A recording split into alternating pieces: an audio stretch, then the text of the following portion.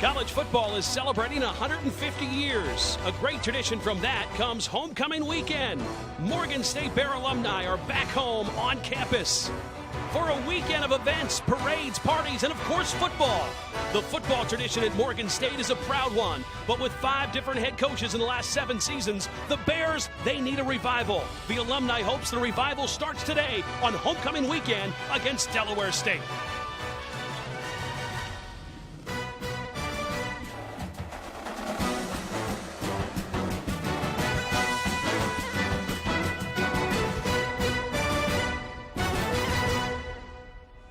Good afternoon and welcome to Hughes Stadium on the campus of Morgan State University in Baltimore, Maryland. 2 teams looking for their first MEAC conference win of the season. The 1-4 Hornets of Delaware State in town to face the 0-5 Bears of Morgan State. It's the MEAC Digital Network broadcast on ESPN3. Hi everybody, great to see you again this week. I'm Phil Shaner alongside my partner, the czar of the playbook, Emory Hunt. And both these teams feel that this is their best chance to get a conference win. Delaware State last year played 2, sometimes 3 quarterbacks. Not the case this year. They believe they found their guy in true freshman Tyleek Bethea. It's tough to play that position as a true freshman because of the amount of information you have to learn and just getting acclimated to college football. So for Bethea to do that as a true freshman, 6'5", 200 from Long Island, speaks volumes of what he brings to the table. Morgan State's defense hopes it'll be a long day for the freshman quarterback. Bears linebacker Rico Kennedy coming off a 15-tackle game, Emory, in his home state of Florida last week. He's your classic sideline-to-sideline guy, great person off the field, and even better football player when it gets in between the white lines. On offense, the Bears, well, they have shown the last few weeks that they can run the football. Joshua Chase went over 100 yards last week. Yeah, the D.C. native, I'm a big fan of what he brings to the table. He runs behind his pads.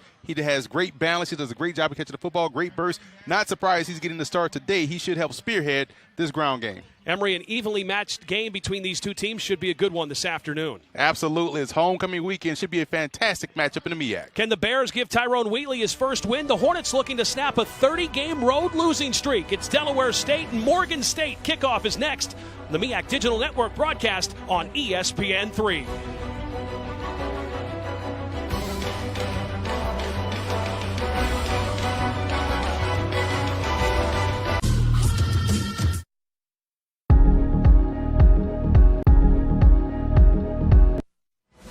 Always a good time, homecoming at Morgan State University, Hughes Stadium on the campus here in Baltimore, Maryland for MEAC football. Morgan State looking for their first win of the season. Morgan State fell to 0-5 on the year last week with a 31-20 loss to Bethune-Cookman. Delaware State is 1-4. They suffered a 38-24 loss to South Carolina State in Dover last week. There's Rod Milstead, the second-year head man. Of course, he went to the University of Delaware, former NFL lineman. So you have 2 NFL guys, Rod Milstead on one side, Tyrone Wheatley, the former NFL and Michigan players, his first year as the head coach at Morgan State. And we are underway in Baltimore, Maryland, and the Bears will have the football first to get this game going. And on the return, nice return to get things started. Up the field was Robinson. And let's take a look at the starters for the Morgan State Bears. This offense trying to get things going. They have the last couple of weeks of the run game, and that's with Joshua Chase. The offensive line starting to come together. They have playmakers. Of course, Bailey has been big. Last week he was the specialist of the MEAC, won the specialist award. He blocked a punt and scored a week ago. And in at quarterback is DeAndre Harris. Gives to Joshua Chase. Chase up close to the 45-yard line, stopped at the 44 for Joshua Chase. Chase from Washington, D.C., the senior. Last week, 124 yards on the ground. Let's take a look at this Hornets defense. One guy they are missing is their top defensive guy, Brian Cavalcante, is out for the 2nd straight week, and he is one of the best linebackers in the entire MEAC. They will miss him for sure. He's out with an injury. Yeah, he's their quarterback of the defense. We've seen him play live twice now over the last 2 seasons. He's been a big-time impact for this defense. Just a nice outlet pass right there. Good, easy throw for Harris to get himself into a groove into this ballgame, getting the start over DJ Galot. 3rd and short after that completion to Cofield. Harris looking downfield, now runs out of real estate, and he is tackled for a loss in the backfield, and there's a penalty marker down. Penalties a problem for both Morgan State and Delaware State. They're both in the bottom of the MEAC as far as penalties are concerned, and both coaches know that's something they need to clean up. Those are those hitting yards that you see that don't show up on the stat sheet, and that can either lose you or win you football games. During the play, holding, number 23, defense. It's a 10-yard penalty, results in a first down. Isaiah Small called for the holding penalty for Delaware State. That'll give Morgan State a first down on the penalty. Here's a look at Tyrone Wheatley, still looking for his first victory, taking over this Morgan State program, the 5th head coach in 7 years. Tyrone Wheatley's son will be playing today. His first action at Morgan State came from Stony Brook, played 3 years at Michigan as well. You see him right there, number 8, as their inline tight end, getting the start for the Bears. So 1st and 10, the Bears working in the Hornets territory at the 40-yard line. And the handoff to Chase across the 40. Picks up a yard and a half on that first down carry by Joshua Chase. Joshua Chase had a big game last year in the 9-0 win over Delaware State. And there's a look at Tyrone Wheatley Jr., the 6'6" graduate student. Played at Stony Brook, played 3 seasons with Michigan, and getting his first action as a Morgan State Bear, playing for his dad. 2nd down and 9 for the Bears. Chase, good hole to run through there, and Chase up across. It's a little closer to a first down, and Joshua Chase, you're going to see a lot of Joshua Chase, because he's been performing the last couple of weeks. As I mentioned last week, 124 yards. He had a great game against North Carolina Central, the game we had a few weeks here at Morgan State. He got a great block from Marvin Atuasi, the right guard. Came around and pulled and just whammed that defensive tackle out the way. 3rd and 3 on the 33 for the Bears. Opening drive of this MEAC game. It's homecoming at Morgan State. Chase has the first down and a lot more up the middle. Chase has running room. He's going to the end zone for the touchdown. Joshua Chase puts the Bears on the board. A 33-yard touchdown run. Joshua Chase, his first rushing touchdown of the season. The interior offensive line of Morgan State did a fantastic job in opening up a huge lane. Atuasi, once again, that's 2 plays in a row. He has had great blocks, springing Chase for the touchdown. Joshua Chase, his first rushing touchdown of the year, well-deserved for the senior, who started the season, didn't play so well, and then some of the freshmen kind of took his playing time, but he earned it back. And he's been doing great here the last couple of weeks for Coach Wheatley and the Morgan State Bears, and it's important for them to strike first. They only had 14 first-quarter points so far this season, and they get a touchdown to get things started here in Baltimore, Maryland on homecoming. Joshua Chase goes in from 33 yards, and the Bears have a 7-0 lead over Delaware State. Sent.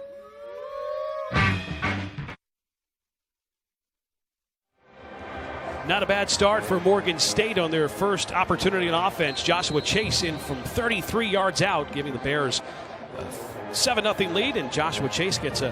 When you score a touchdown, Emery, you keep your legs warm on the bike. Keeping those hamstrings nice and loose. Morgan State will kick away to Delaware State. We'll see what the Hornets can do.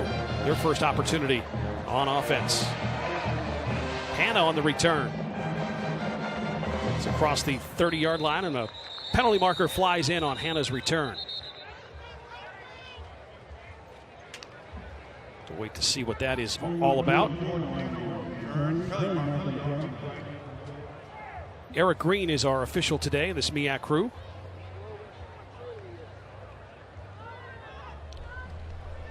During the return, holding, number 40. 10-yard penalty, first down. So let's take a look at Delaware State's offense. This offense that is last in the league in total offense, 275 yards. They are led by the 6'5", 210-pound freshman quarterback, Talik Bethea from Madison, Florida. He started the last 4 games, completed 63 of 136 for 708 yards. Bryant Dallas is their main target running the football, and Colley and Gross, 2 of the wide receivers to look out for. And this offensive line that's trying to come together for Delaware State. See what they do on a first down. The quick hitter, incomplete. And let's take a look at the Morgan State defense. The linebackers have been doing the job. Kennedy, McBurrow, Washington been outstanding. And then the secondary good as well. Garnes and Small and Trigg and Gatlin. This defense has been playing better. Kennedy coming off of a huge game last week. He leads the MEAC in tackles with 52. Ian McBurrow's third in the MEAC with 43 tackles this season. Here's a look at Gatling, who's 11th in the league with 34 tackles. And the give straight ahead to Richard Harris. Harris on the season, 115 yards and a touchdown. He's from Long Island, New York. I'll tell you, Delaware State does a great job in recruiting the New York area. Long Island, Staten Island, they get a lot of players on their roster from that area, Emery. A lot of talent in the tri-state area when you talk about Delaware, Jersey, and New York. And both teams are littered with guys from those three states. 3rd and 5 for Delaware State. Their first opportunity in offense, looking to match the Morgan touchdown. Bethea, the freshman quarterback, fires and has the completion to Gross. That was a senior level pass right there from Bethea. You saw him pump fake because he saw the drifting defender fly into that passing window, and that would have been an interception, maybe even a touchdown. But he pump fake, got him out the way, and threw the football to the receiver, Gross, right there for the reception. Yeah, that was Aline on the catch. You remember his brother Bryson last year was their top rusher the last couple of years. And his little brother there with a catch and gives him a first down. Richard Harris on that first down carry for Delaware State, who was moving the football here. A second down coming up for the Hornets. You talk about Quran Aline, the receiver. Yeah, Bryson Aline was outstanding as a tailback, man. Just a tremendous player. He's coaching now. Yes, he is. And there's the Morgan State defense converging. Taylor comes down and makes the tackle. Nicholas Taylor, the freshman from Washington, D.C., makes the tackle on the quarterback from behind. You're seeing a lot of freshmen on both teams, offense and defense, are getting a lot of playing time here in the midpoint of the season. Just doing a great job of getting young players experience, and it's starting to pay off for Morgan State defensively, but also for this offense of Delaware State. 3rd and 3. This is where Delaware State has struggled. Only 28% this year. That's dead last in the MEAC on third downs. A high snap. They give it. A handoff to Harris. Harris has the first down across the 40-yard line down to the 41. So that's encouraging news for Coach Milstead. His team needs to improve on third down. Only 28% coming into the game. Well, they're 2 for 2 today on this drive in particular, and that high snap is going to be an issue moving forward. It's a great job right there by Bethea getting that snap and getting the handoff, because that timing was thrown off because of the high snap. But back-to-back third down conversions for Delaware State's offense is a great sign for them. 1st and 10 for the big freshman quarterback.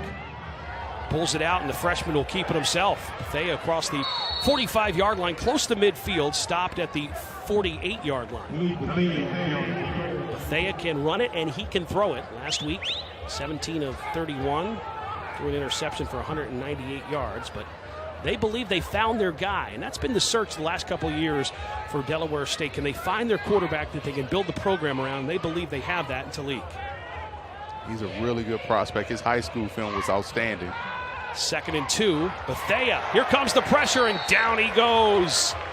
Morgan State dials up the pressure, and the big sack coming there by big number 9.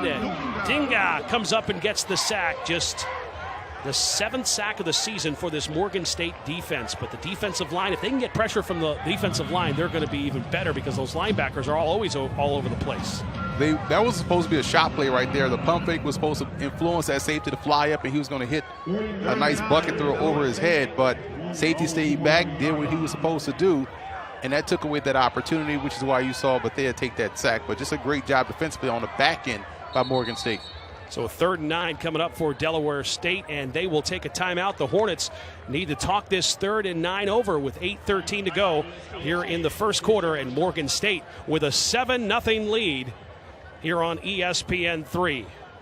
So let's see what Delaware State can do. Already 2 for 2 on third downs, but this is the third downs that they want to stay out of, these 3rd and 9, these long situations with the true freshman quarterback. Yeah, and you don't want to,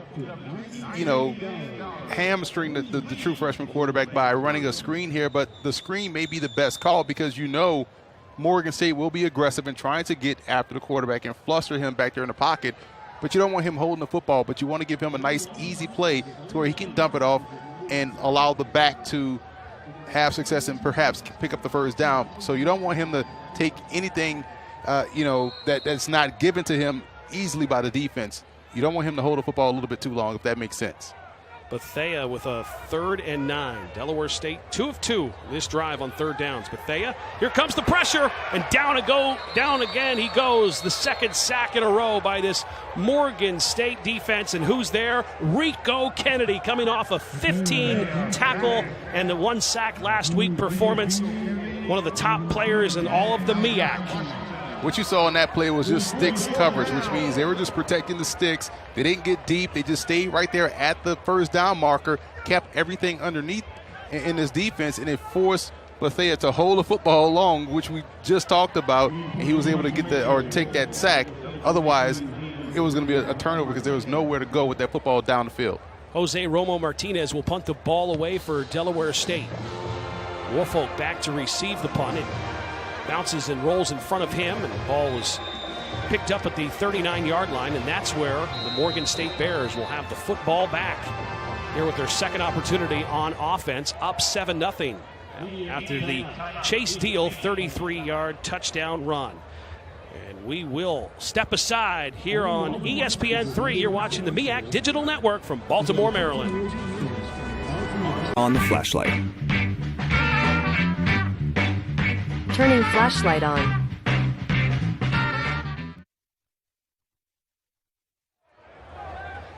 Lazar, the playbook, Emery Hunt alongside Phil Shaner from Baltimore, Maryland.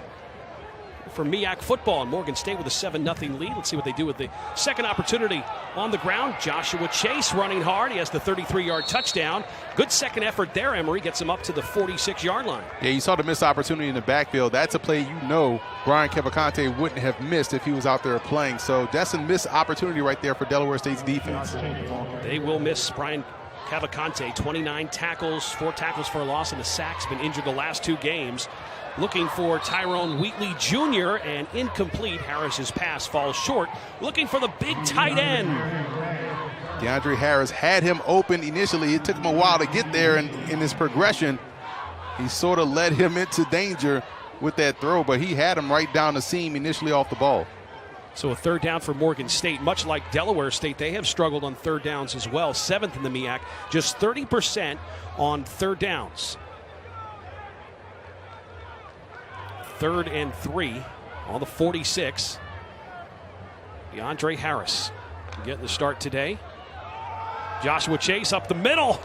Boy, he gives out hits across midfield into Hornet territory in a 1st down run to the 48-yard line. They're cracking down there on the field. Yeah, you're going to hear right here on the replay, just coming right down Main Street. Boom!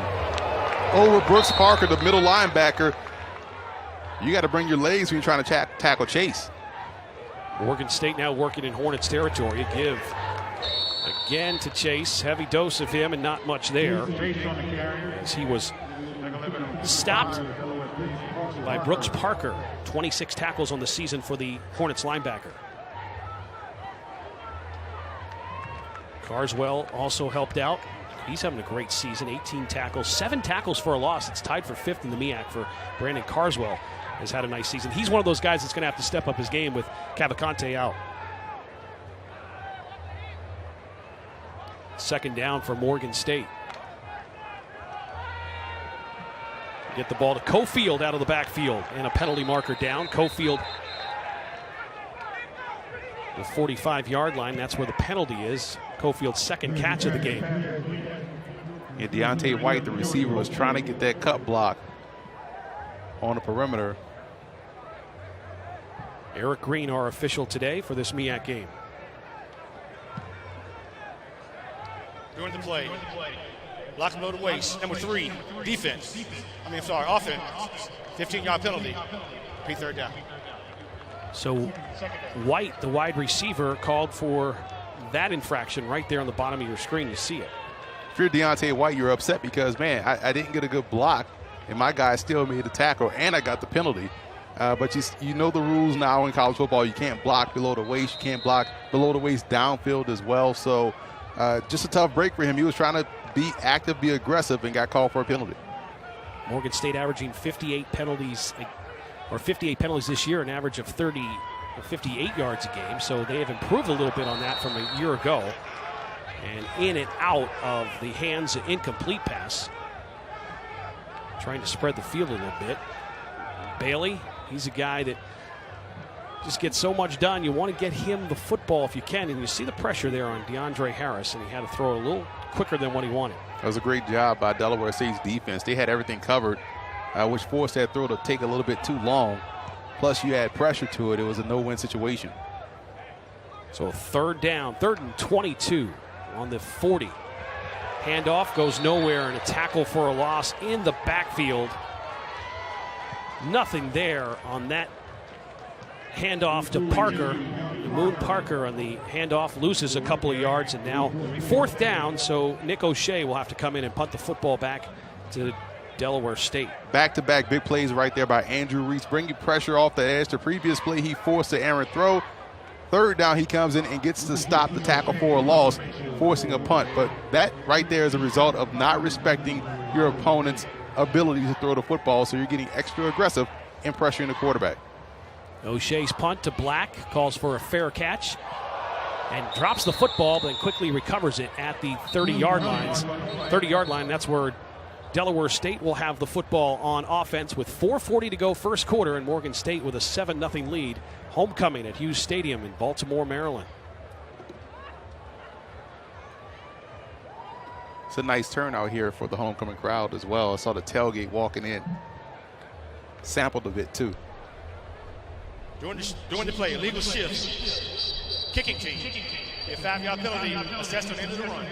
First down. So illegal shift on Morgan State. Bears penalized. Will give Delaware State a little bit better field position. And we'll see what the Hornets can do when we get back with 4:40 to go in the first quarter, and Morgan State with a 7-0 lead. Remind me to bring an umbrella to work tomorrow morning. Okay, I'll remind you tomorrow at 8 a.m. Mostly cloudy day and 69 degrees in Baltimore, Maryland for this homecoming game for the Morgan State Bears, who lead at 7-0. They went on a 5-play, 58-yard drive to start this game. And back come the Hornets. Big hole for the Hornets into Bear territory. And again, it is Richard Harris breaking through the hole, and an explosive run for Harris, his longest run of the season. Right down Main Street. Great job by the interior offensive line. Both teams have had their longest runs come right in between that A-gap. Those centers and guards are doing a great job of opening up a lane, and I'm impressed with Richard Harris so far for Delaware State. He's running the heck out of the football. 41-yard gain. His longest run previous was 28 yards. Averaged 4.8 yards a carry coming into this game, and Harris goes for 41 and has him set up a 1st and 10 on the Morgan State 23-yard line. Harris again runs right side, and not a bad first down run there. When you're averaging 4 or 5 yards a carry, that's all you can ask. It makes 3rd down much more manageable for a freshman quarterback. Watch the footwork here, just getting behind his blocker, boom, cutting back downhill. A wide array of skills he's showing right now in this ball game, and again, Harris has done a solid job. He's already up to 62-plus yards on the game so far, averaging 12 yards a carry. So the Hornets looking to answer the Morgan State touchdown here with 3:25 to go first quarter. Delaware State with a win over Lincoln this year, their one victory. Going to the end zone, the freshman quarterback, and incomplete. Looking for Colley. The top wide receiver on this team was 22 catches, and it was just a little overthrown, but Colley certainly had the steps at the back corner of the end zone. That was supposed to be the Long Island to Staten Island connection. Colley's from Staten Island, and he sort of underestimated the arm strength right there of the true freshman quarterback, but there he put it out there to where he was supposed to run underneath it and still gave him enough room in the end zone, but just misjudged the speed and the arm strength of the quarterback. So they were not on the same page on that particular play, but something they're going to earmark and go back to. Bethea went to Lincoln High School at Staten Island, and Colley went to Curtis High School on the island in New York. 3rd down for the Hornets. Bethea time to throw, and incomplete. Trying to go across the middle to Hanna, Jordan Hanna, and 4th down coming up. Of course, Delaware State has a great kicking game with Jose Ramon Martinez, who's 5 of 6 from field goals, his longest 42-yarder. He missed a 48-yarder, but he's made 5 straight field goals, so he has the leg. One of the better kickers in the MEAC, and we'll see him attempt a field goal. This will be a 35-yard attempt.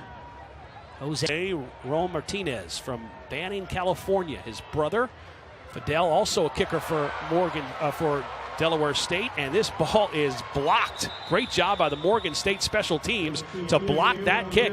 So the 35-yarder is blocked with 2:58 to go in the first quarter, and Delaware State stays off the board, unable to connect on the Roman Martinez field goal. It's a great job of getting penetration. That block came right up the middle of that defense. You see these guys just clawing through, getting through there. Big number 91 gets his paw up there and bats it down. That's Marino Dendo, the defensive tackle, 6'3", 275, a junior with the big special teams play. Dendo has made a difference here for this Morgan State defense. Plays the defensive end, and they're making a great play on special teams. So the Bears get the ball back after the missed field goal. And Joshua Chase with the handoff, and he is stacked up immediately. Nowhere to go there, right into the arms of Moses Dupree. Moses Dupree, another Brooklyn, New York native, just aggressive tackle, boom, and he's going to slam him back to the ground. They're frustrated right now defensively. They're doing a great job in trying to make sure this Morgan State offense doesn't get off to a great start. They got a great start in that first series, but they haven't done really much of anything since then. 2nd and 11 from the Morgan State 19-yard line for the Bears after losing a yard. Harris pumps, now looks to run, and doesn't get much. His wide receivers weren't open, and he had to leave and try to get down the field for some positive yards. There's a look at Dendo on the sideline doing a great job blocking that Roman Martinez 35-yard field goal attempt to keep the Hornets off the board. Good job by him, and he's playing well at the defensive end spot as well for the Bears. From Amsterdam. 3rd down. Morgan State 2 of 3 on 3rd downs here today. Harris looking for Wheatley Jr. and incomplete, and a 4th down coming up for the Morgan State Bears. 2nd target at Wheatley Jr. And that's the 3rd big play right there by Andrew Reese, who, again, he's stepping up big time in this ball game for Delaware State. On the back end for the Hornets, they've done a fantastic job in coverage. They're playing off, but they're playing man coverage across the board, challenging these wide receivers of Morgan State to beat one-on-one coverage. And Reese, we've seen him as a blitzer. Now we see him in coverage, flying down on the ball carrier and making a stop and making sure that play doesn't get off the ground. So just a great job by the secondary. Nicholas O'Shea to punt it away, averaging 37 yards a punt. This punt does take a Morgan State bounce. It dropped at the 50-yard line and rolls all the way down to the 33, and that's where Delaware State will have the football, down 7-0. 1:20 to go here in the first quarter. One of 3 MEAC games being played today. Of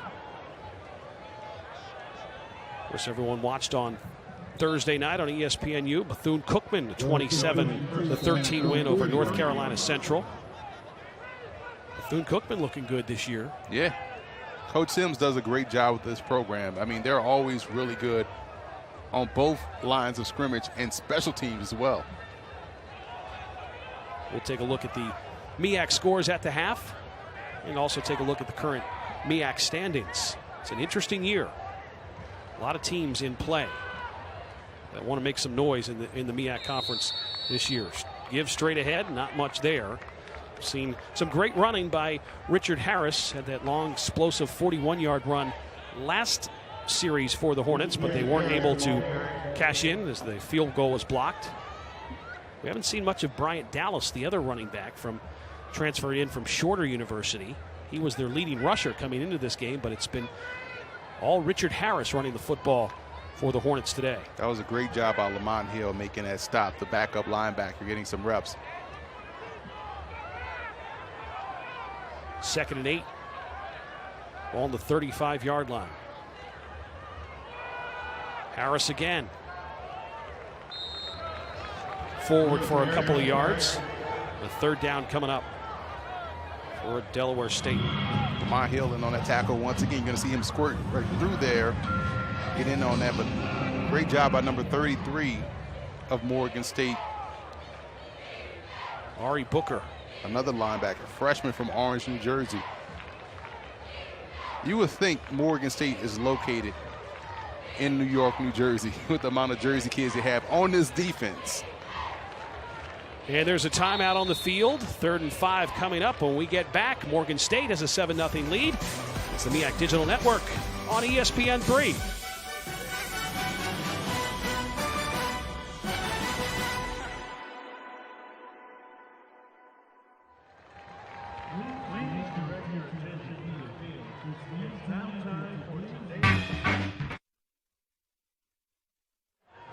Second quarter at Hughes Stadium in Baltimore, Maryland. Bears with a 7-0 lead. Delaware State with a 3rd and 4. Morgan State going to bring the pressure on this 3rd and 4 to the true freshman quarterback, Tyleek Bethea. Only completed 1 pass, 1 of 4. The offense in the first half has been on the ground for both teams. Play action. Bethea will run it, and he is stacked up by a whole host of orange jerseys. No gain. Gets back to the line of scrimmage. 4th down coming up.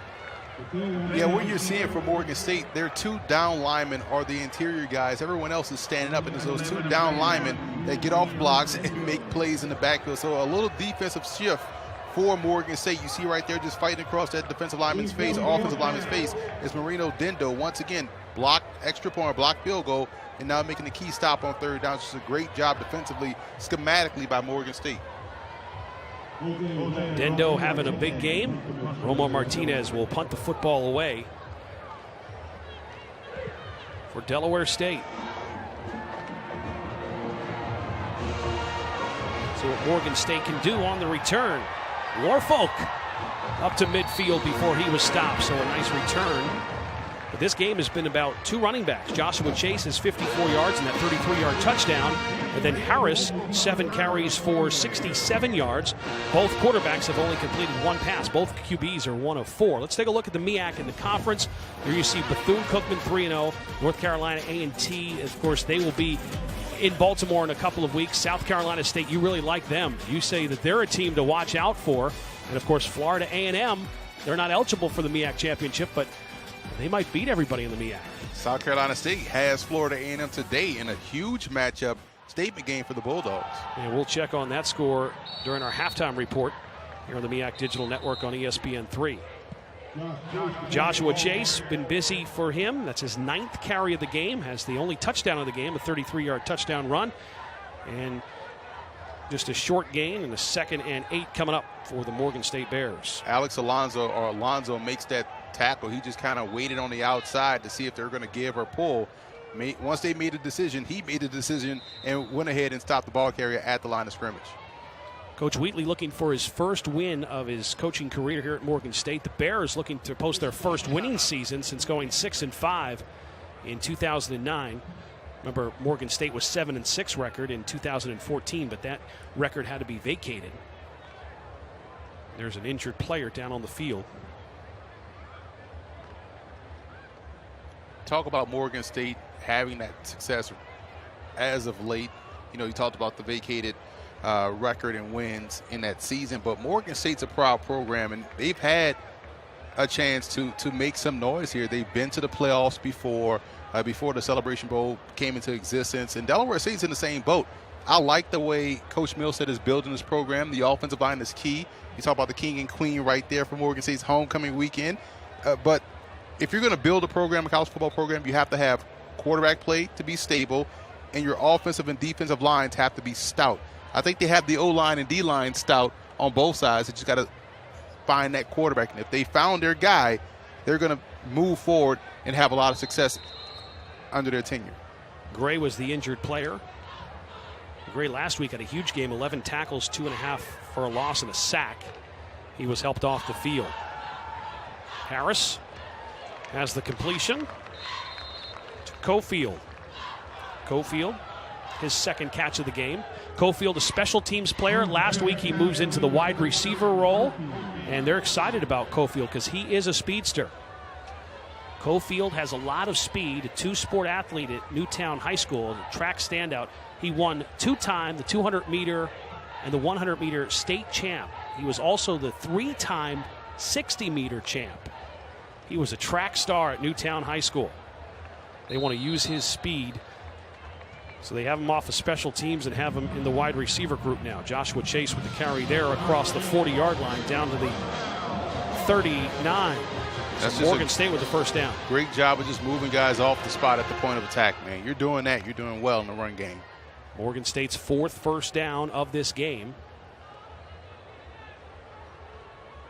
They're last in the MEAC on first downs. They've had 67 of them coming into this game, so they know they want to get those first downs and do better on third down. Joshua Chase, right side, has running room, breaks a tackle. Joshua Chase, it's up to the 25-yard line. Another explosive run by Joshua Chase. Bynum brings them down. Just an outside zone run, and you just saw that lane open up, and Chase, once again, he planted that foot in the ground, just exploded up the field. 14-yard pickup for Joshua Chase. He has the 33-yard touchdown. Parker with the handoff up to the 20-yard line. Williams is not playing today. We haven't seen Johnson yet. So Eamon Parker is the next guy up. Watch the vision here, just working himself front side to back side, found that crease, and picked up 5 yards. A great job of using his vision to find opportunity. 1st and 10 from the 20 for Morgan State. Parker again. It's a little across the line of scrimmage, and that is it for Parker. Good job by the Hornets defense to contain Parker. Johnson made the stop for the Hornets. Yeah, the senior defensive end, 6'2", 250. That's one thing you don't want to see as a running back. A defensive end standing there waiting for you, arms wide open, because you know you're not going to break that tackle. And that was just a great job staying home by Christian Johnson. Bears 3 of 5 on third down, a 3rd and 5 here from the Hornets' 20-yard line.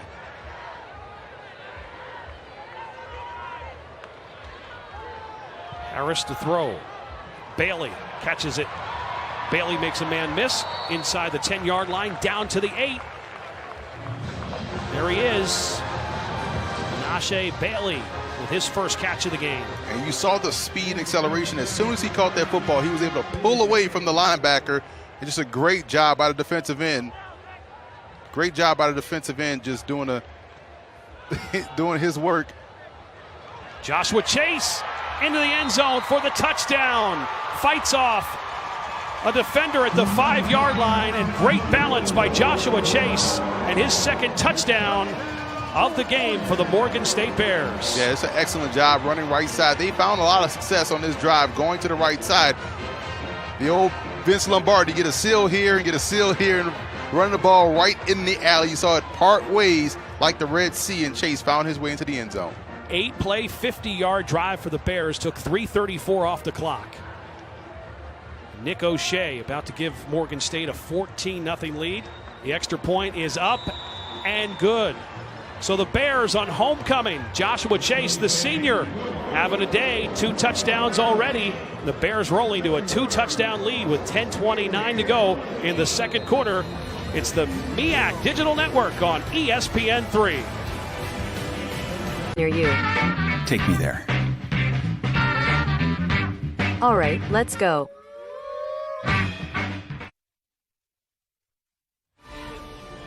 Who says being a mascot is an easy job? Mr. Bear with 14 push-ups there on homecoming. This is the 64th meeting between Delaware State and Morgan State. Morgan State leads the series 36-27. Last year, a 9-0 win here at Hughes Stadium. Joshua Chase ran the ball 18 times for 145 yards and the lone touchdown in the 9-0 win a week ago, and he's on his way to another 100-yard performance. He already has 81 yards rushing and 2 touchdowns. Shea with the kickoff.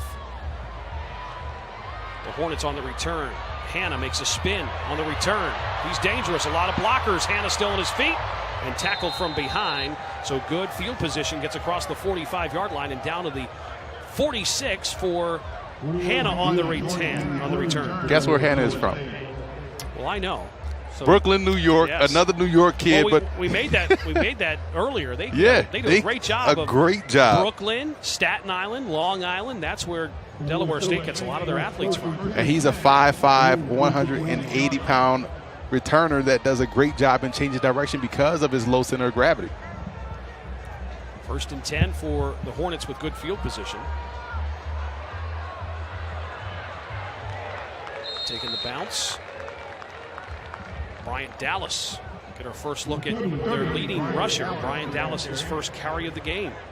It's a great job defensively by Morgan State. You saw everyone out-leverage the back in Brian Dallas by taking the outside shoulder and forcing him to string along that play to where he couldn't go anywhere upfield, had to move laterally, and they ended up making his tackle right here at the bottom of the number. So just a great job of playing defense by Morgan State.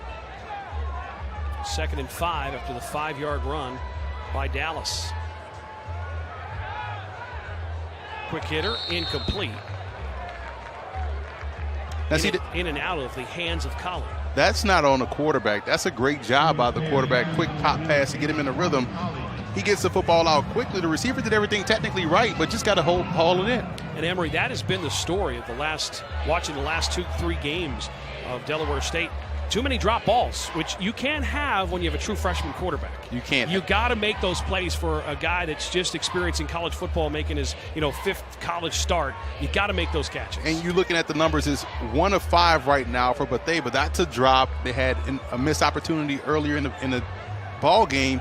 You're right. You help all your true freshmen by catching the football. 2 of 5 on 3rd down. A 3rd down coming here. Dallas out of the backfield gets hit right at midfield, and that's where he is stopped. It's a good job by Brian Dallas. I'm getting my games confused. You talk about Brian Dallas catching that football, and instead of making that guy miss, he lowers his shoulder and tries to run him over, but just a good job staying square by Morgan State on that play. 4th down coming up for the Hornets. They'll have to punt the football back to the Bears with a 2-touchdown lead. 2 Joshua Chase touchdowns. The scoring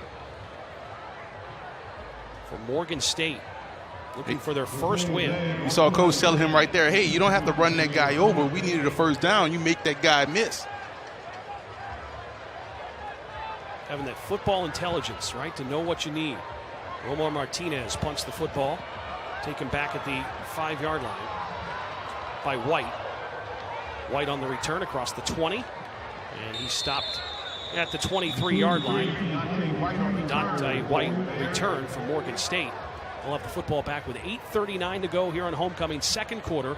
14-0 lead for the Morgan State Bears, looking for their first win of the season and looking for Coach Tyrone Wheatley, their 5th coach in the last 7 years, his first 7 years, his first win as head man. Let's see if they can try to get their passing game going a little bit. We know they can run the football, so they can go back to that anytime they want to. Try to get this quarterback in rhythm here. Some nice easy throws before taking the shot deep down the field. Harris 3 of 6 for 22 yards. Joshua Chase tackled and brought down immediately. Nowhere there for Joshua Chase. Was just stacked up by Brandon Carswell, who's really picked up his game. Carswell tied for 5th in the conference with tackles for a loss, and there was another one. He has 2.5 sacks as well. Yeah, Chase lucky he didn't get called for a face mask there. He had Carswell's helmet almost off his head. Carswell now with 8 tackles for a loss. 2nd and 12. Harris throws. Bailey the completion at the 30-yard line. There's a quick hitter, but Harris took a pretty good hit. Take a look here. It's the life of the quarterback, but he delivered a strike. And you see why the NFL scouts are all in Baltimore watching Menashe Bailey catch the football and run routes. He's a tremendous player, plays with so much calm. Joshua Chase on a 3rd and 2. Close to the sticks. Might be short.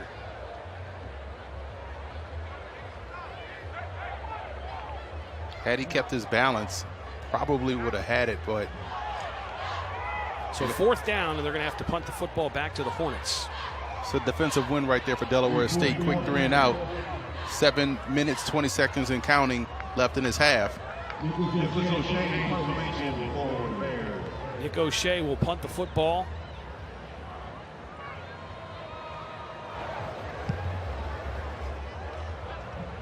Keenan Black back to receive it. Gets hit immediately. Wow, hit by White. Black with the catch, White with the hit.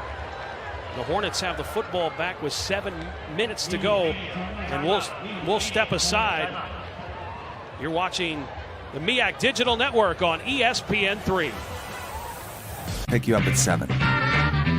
Okay, message sent.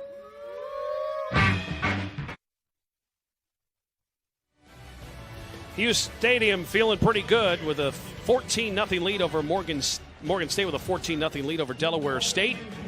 And they're taking a look at that Keenan Black punt, looking for possible targeting. What do you think, Emery? It's tough because he lowers his head. You could tell initially I'm basing his intent on trying to hit him in the chest. But when the returner drops his head when he sees him coming, which is a natural human reaction, now you have helmet to helmet. And I think they're going to get him for the helmet to helmet contact, and he's going to be gone, which will be huge because he's been a big piece of their special team so far in this ball game and a nice piece to their offense. Deontay White was the one that had the hit on Black, and there's a look at him on the sideline. 115 yards of total offense for Morgan State, 72 for Delaware State in the 14-0 lead behind the running of Joshua Chase. Chase, 80 yards, has 2 touchdowns, a touchdown run of 33 yards and 9 yards. The 2 touchdowns for Morgan State with this 14-0 lead. They're still under review. That is Eric Green. It's always tough because you're judging intent, and his intent wasn't to hit him in the head. It's just simple physics. The guy moved as he changed his launch pad spot. Let's take a listen. Eric Green will inform us. During the return, a personal foul targeting number 3 for Morgan State. That 15-yard penalty, first down. So the targeting penalty was called on White, and White is out of the game. That is the rules. If you are called for targeting, you are out for the rest of the game, and there you see it. White on Black. So White is ejected for that targeting call. Again, I don't think the intent was there, but the way that Black was catching that punt, was holding up, and the way he came in, there you see Coach Wheatley talking to the sidelines and officials, and there goes. You want to protect White from himself because he could have knocked himself out in that situation. So, but I don't like the rule where they eject the guy because it wasn't a malicious intent. It's just unfortunate the way we are. So White's day is over.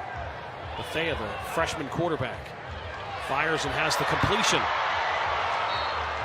First catch of the game second catch of the game for Colley. And we saw Colley drop that football on the near side of the field. This one he was able to haul in and nearly took it to the house right there. Just a great job defensively by Morgan State's Marquise Thorns coming in and saving that touchdown because Colley was off to the races. That was Colley's first catch. You're right. He had that drop ball. There he catches one. He's the top receiver for Delaware State. And the handoff straight ahead to Brian Dallas. Not much there. There is Colley, the junior. 23 catches now in the season, has 4 touchdowns. Last week had 4 catches for 48 yards and a touchdown. 7th in the MEAC in receiving yards. The top wide receiver playmaker for Delaware State. There's a look at Washington. With a 35-yard fumble return for a touchdown. The last home game here at Hughes Stadium against North Carolina Central. Pass incomplete, was looking for Hannah. So the freshman quarterback, Thea, 3 of 8 passing here in this first half. It's a great job right there by Simeon Gatling, just closing on the football and closing on a receiver to make that throw tough. This Morgan State secondary, they're versatile, they're active, they have great acceleration, they can play man, they can play press. Their guys are being able to be moved all around the formation. Strong secondary for the Bears here, and it's not a surprise that that's the strength of their group. Third down. Pass complete. Thea's pass complete to Aline. It's a nice dart right there by Bethea for the first down. You're going to see right here, step up tall in the pocket and just fired it right in there to Aline. Moving the stick, so the offense is starting to find their passing rhythm now in this series. Bethea will keep it himself. Slides down in front of Trigg.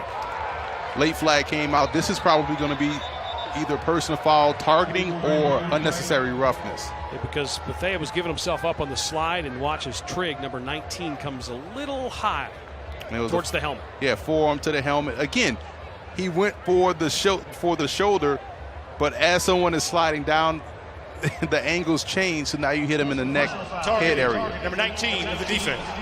So previous play is on the further review. DJ Trigg, he should know better. Redshirt senior from Tampa, Florida.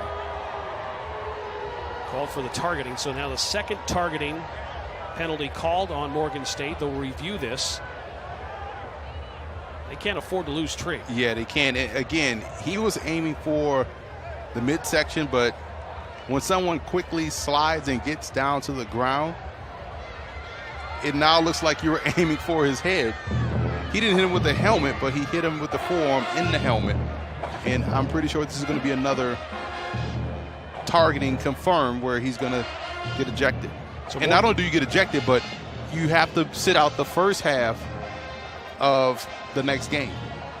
The next game for Morgan State is at South Carolina State next week at 1:30.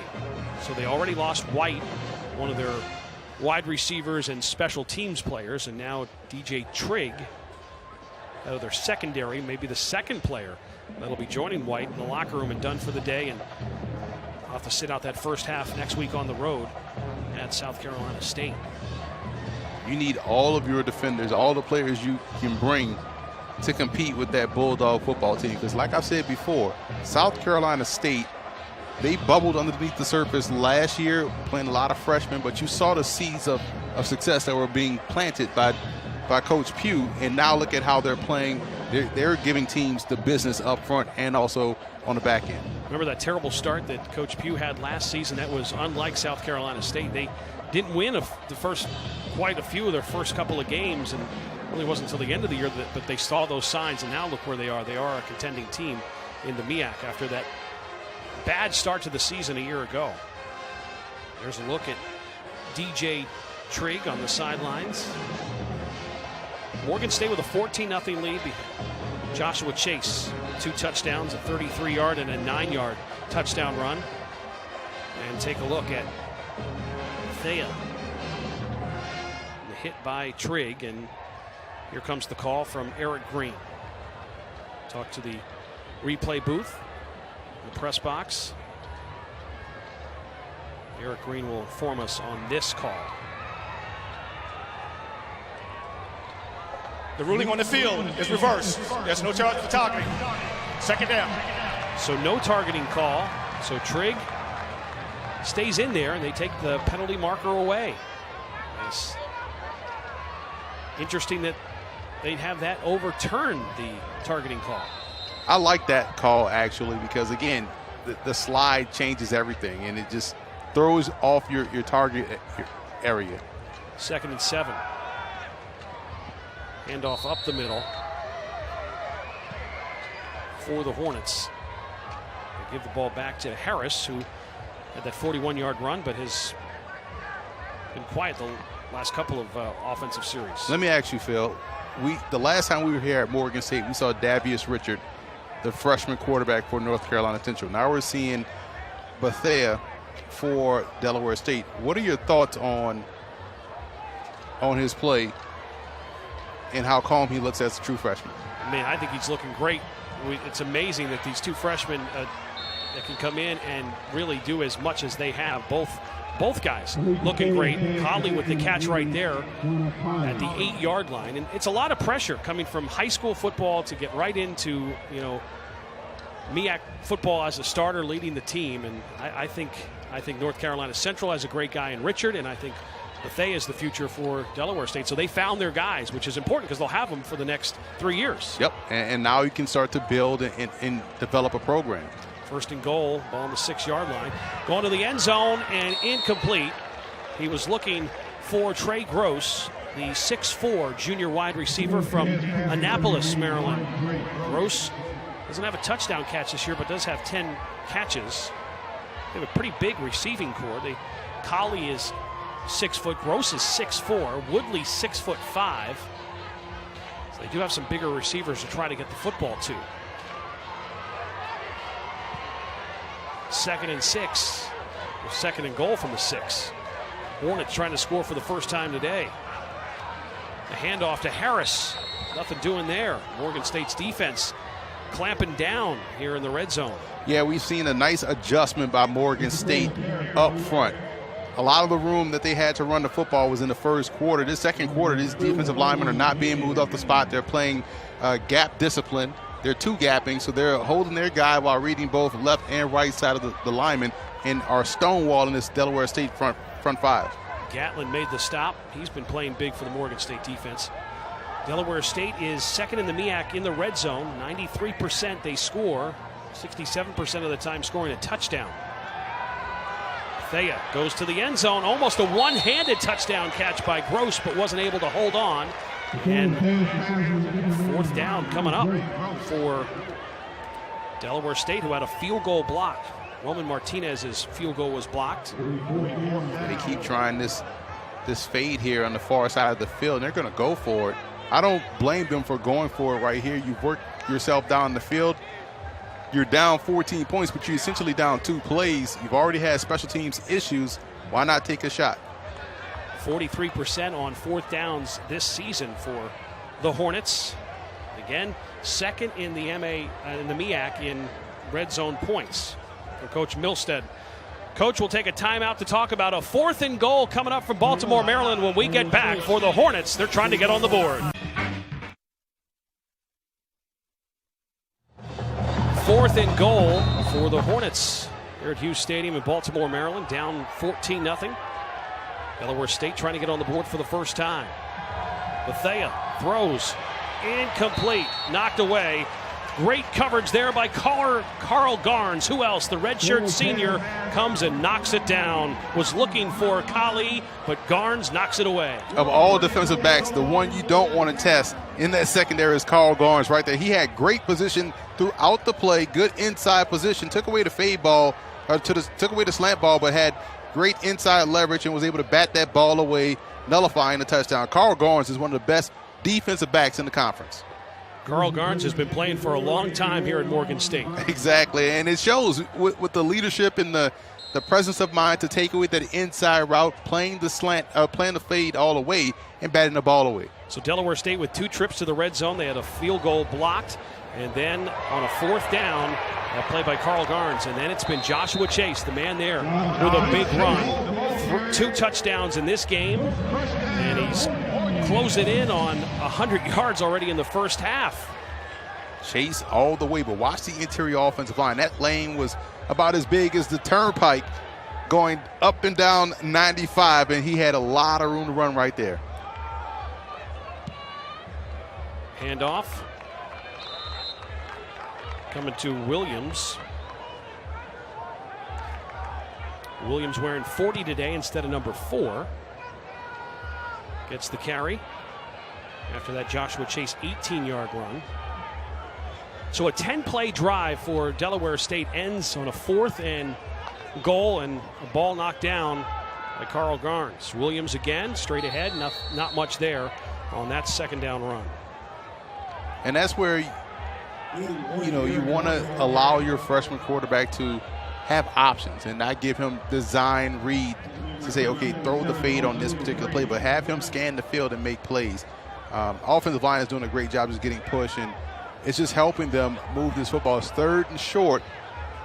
Ideally, they want to get this first convert and try to take this thing into halftime. Quick hitter. It's the ball out to Howell. Eric Rohr is wearing number 20. Williams is not playing today. They talked about switching his number, but Williams is out, not in action, and Eric Rohr was the ball carrier wearing number 40 the last 2 runs for Morgan State. See what the Bears can do with a 1st down here. Trying to get some more points before the half. Harris has the completion to Bailey. Bailey across midfield, still on his feet. Bailey with a big run. His 3rd catch of the first half. Bailey has gone 4 straight games with at least 4 catches, and he's gone 4 straight games with a touchdown. Last week it wasn't a receiving touchdown, it was a special teams touchdown. Last week he blocked a punt and then scooped it and scored it. That pass play went for 25 yards. Harris in the pocket, has time to throw, now will run the football. Harris has the first down and gets out of bounds. A 12-yard run by DeAndre Harris. Scanned the field and then took off. It's a smart football play right there. We talked about football intelligence by DeAndre Harris. You see him just take off. Good lane, good protection by the offensive line, but instead of forcing the football downfield, he took off and got out of bounds, saved the timeout, and now have them in a great position to put points on the board once again. Delaware State will take a timeout with 1:03 to go before the half.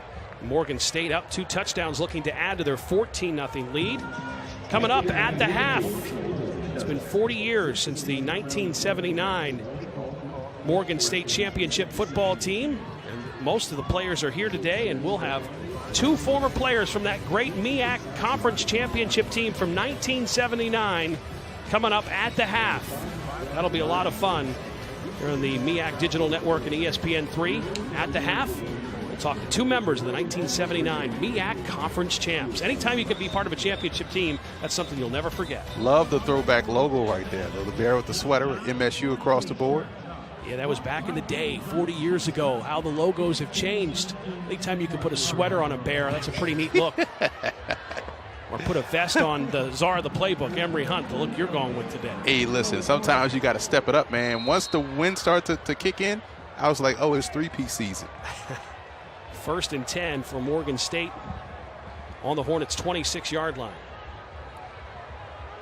Chase has 98 yards rushing and 2 touchdowns here in this first half. Harris now heating up with his arm. Going towards the end zone to Bailey. What a catch! Oh my! Make it 5 games in a row for a touchdown, and what an unbelievable grab by Menashe Bailey. One-on-one coverage is ideal in this situation. He goes up top. Great coverage by the defensive back, but Bailey, see ball, get ball. It was his ball to go get. He went up there at his highest point and snatched it away and got both feet in bounds. Again, NFL prospect. NFL scouts are drooling over his height, weight, speed, but his playmaking ability and what you just described before that makes all the difference, makes him an even better prospect moving forward. O'Shea on for the extra point. That was a great catch by Bailey. Extra point is up and good, and it's a good time here at homecoming for the Bears. If that is not on You Got Moss on Monday night, I'm going to be upset because that was a quintessential You Got Moss play. Great job right there by Menashe Bailey. You're calling it out. I'll check it out on Monday night on Countdown to see if it makes You Got Moss. Bailey, a 26-yard touchdown catch from DeAndre Harris. So it was all Joshua Chase in his running game in this first half, and then DeAndre Harris heats up, and Bailey with this great catch. Wow. Coaches tell you all the time, once you find the point of the ball, you can make any catch on the football field. He slowed that ball down when his eyes was able to focus, get both feet in bounds, got both hands up, and hauled it in for the touchdown. 7-play, 95-yard drive. Harris to Bailey, and a 21-0 first half lead for the Morgan State Bears. Happy times here on homecoming, looking for their first victory of the season. And there he is. Will he appear Monday night on You Got Mossed? Because if he appears on You Got Moss, then that means we appear as well. Our voices. Our voices, exactly. Well, Mr. Moss takes a look at the way you dress in that suit that you're wearing.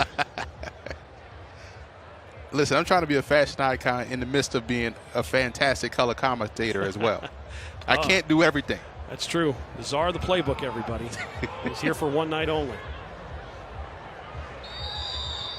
And there is the short kickoff for the Hornets. We'll have the football back with under a minute to go before our halftime show. Take a look at this catch by Bailey again.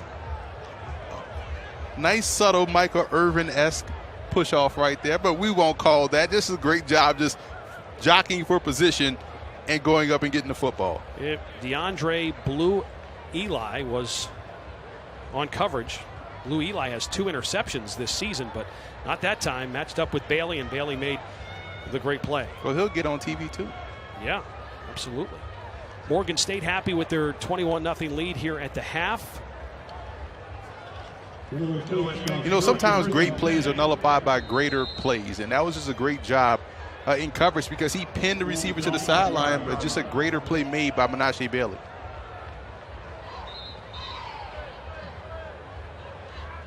The Hornets, 52 seconds to go before the half.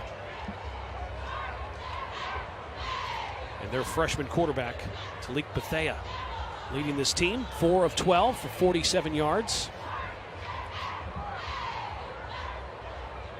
Maybe they got to get the ball back to Richard Harris. Please reset the game clock 9 for carries 55 for seconds. 81 yards, averaging 9 a carry, but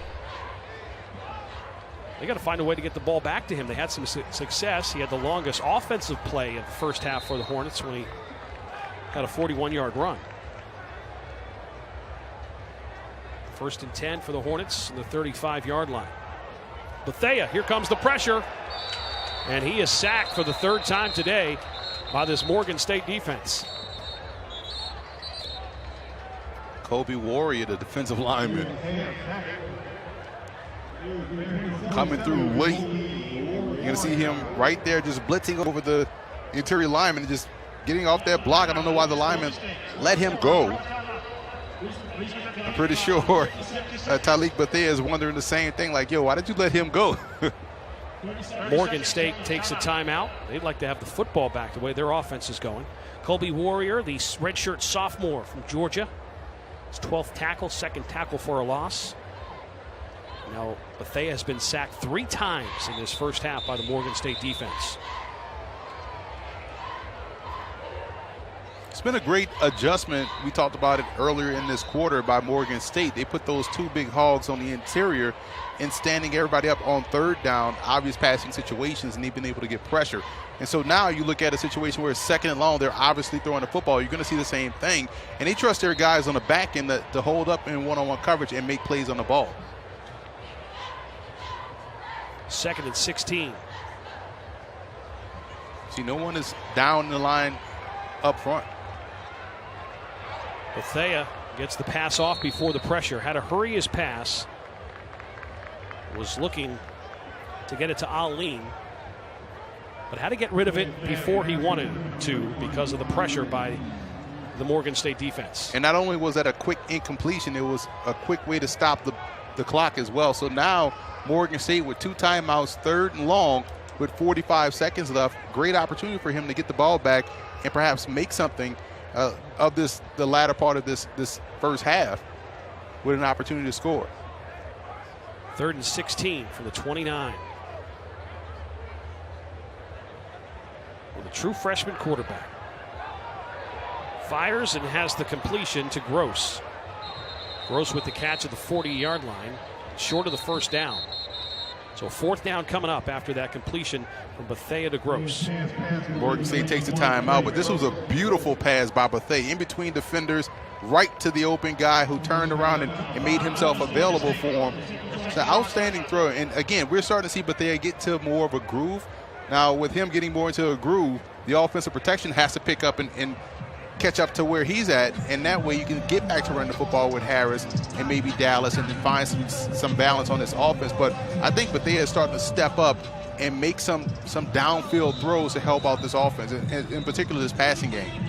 Bethea 5 of 14 for 60 yards. 6'5", 210-pound freshman, Madison, Florida. Started the last 4 games, so this is his 5th varsity start. He was a 2-year varsity letter winner at Lincoln High School. Set a school record for completions during his 11th grade season. Led the team to 2 city playoff wins during his senior season. Bethea from Staten Island, New York, Lincoln High School. Romo Martinez to punt the football away to Morgan State. They want to add to their 21-0 lead. Morgan State will have the football back with 24 seconds to go, up 21-0. Love the aggressive nature by Coach Wheatley here, forcing Delaware State to make something happen because he was taking his timeouts. They got the stop. They got the ball back with a timeout left. These are the messages you teach your team that, hey, we're trying to score every time. We're trying to play to win and not play it safe and play not to lose. So after the Warfolk punt return, DeAndre Harris has the football back. Had the touchdown to Bailey, last offensive opportunity for the Bears. Let's see what he can do here.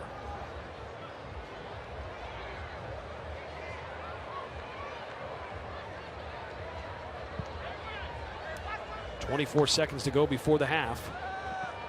Harris has the completion to Cofield. Good for 11 yards. That'll move the chains. 11-yard pass play from Harris to Cofield. 16 seconds to go before the half, and a first down for the Bears. Bears' 12th first down of this first half. It's a great grab right there, man. Just snatching the ball out. It was a little bit behind them, but a good job right there by Cofield. We're starting to see Harris catch a fire a little bit here in the second quarter. Yeah, it was all Joshua Chase, and then that last series, DeAndre Harris, a couple quick completions, but built some confidence, and then, of course, had the touchdown pass and the great catch to Bailey, but he's getting more confidence now.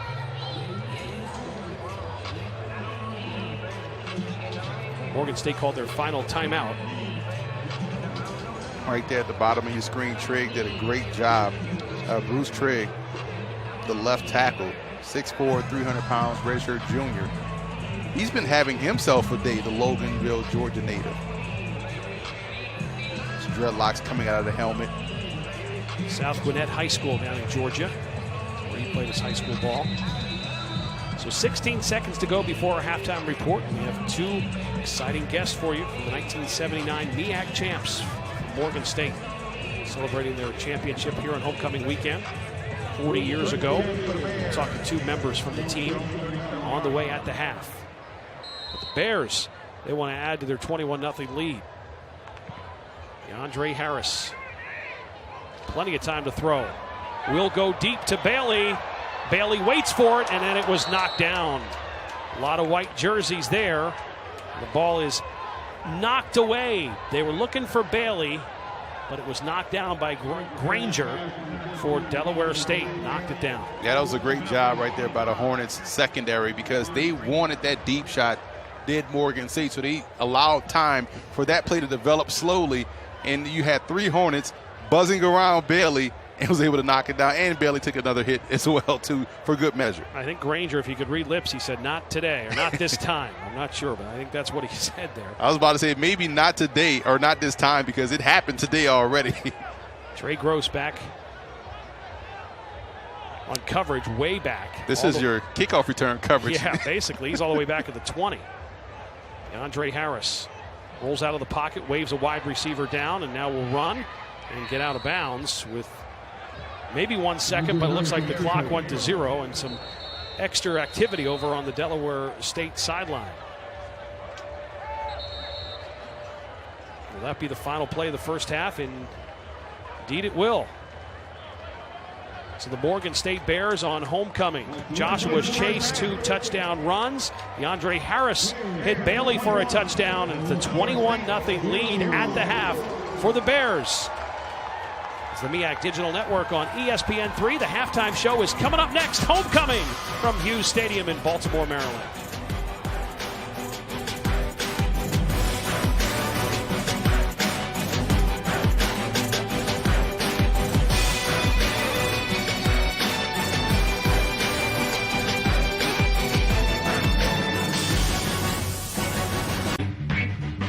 Remind me to bring an umbrella to work tomorrow morning. Okay, I'll remind you tomorrow at 8 a.m.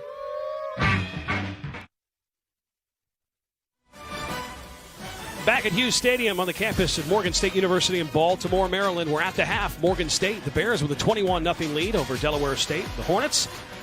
It's homecoming, so there's a lot of people back on campus here at Morgan State, including the 1979 MEAC Conference Championship team, and Gerald Huggins is one of those members. Joining me now, it's great to be with you, a linebacker, a senior on that team. Let's go back to 1979. I know that year you had a lot of seniors on the defensive side. On the defensive side, yes. We had about 9 seniors. And the group, I guess, was really the defense was kind of the mainstay of that team, right? Yes, It set the tone. Yes, it was. Yes, we did.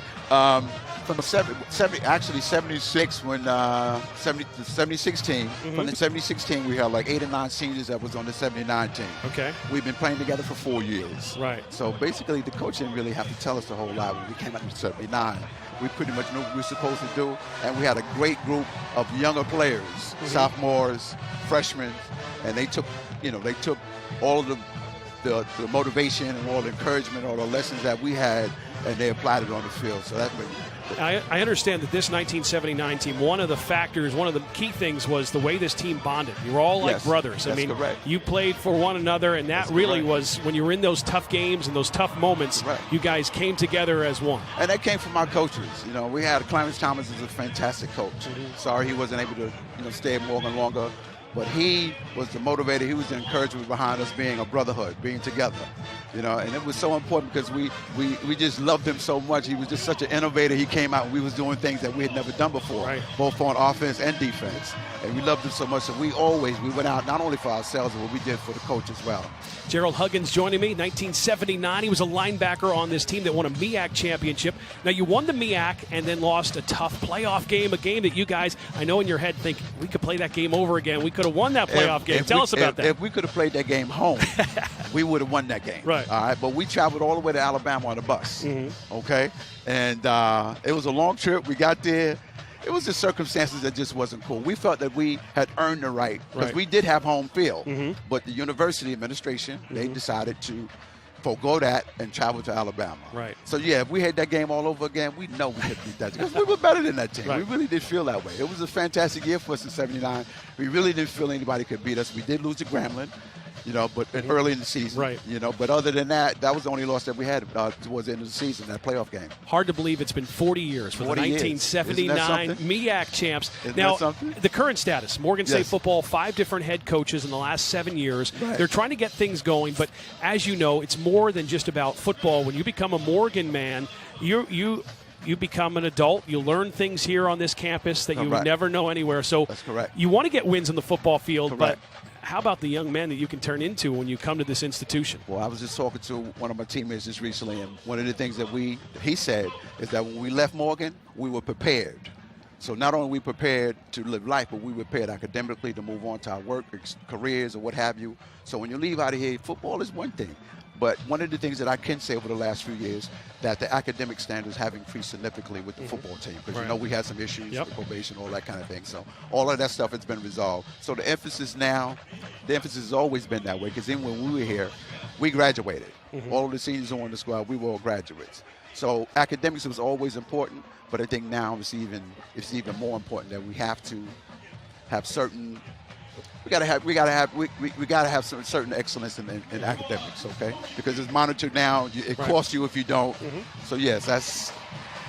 When we left Morgan, we were prepared. We were prepared to be men. We were prepared to be leaders in our community. I coach youth football. I've been coaching youth football for about 20 years.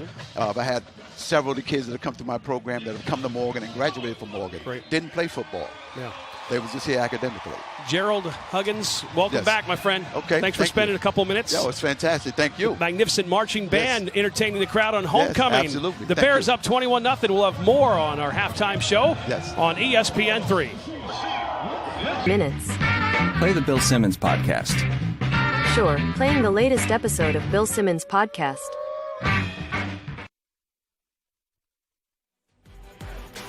It's the MEAC Digital Network halftime show on ESPN3. Homecoming.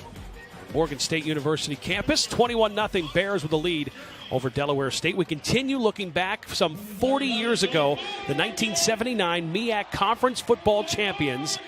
And Mr. Abdul Sabur joins me now. You were a sophomore offensive guard on that team.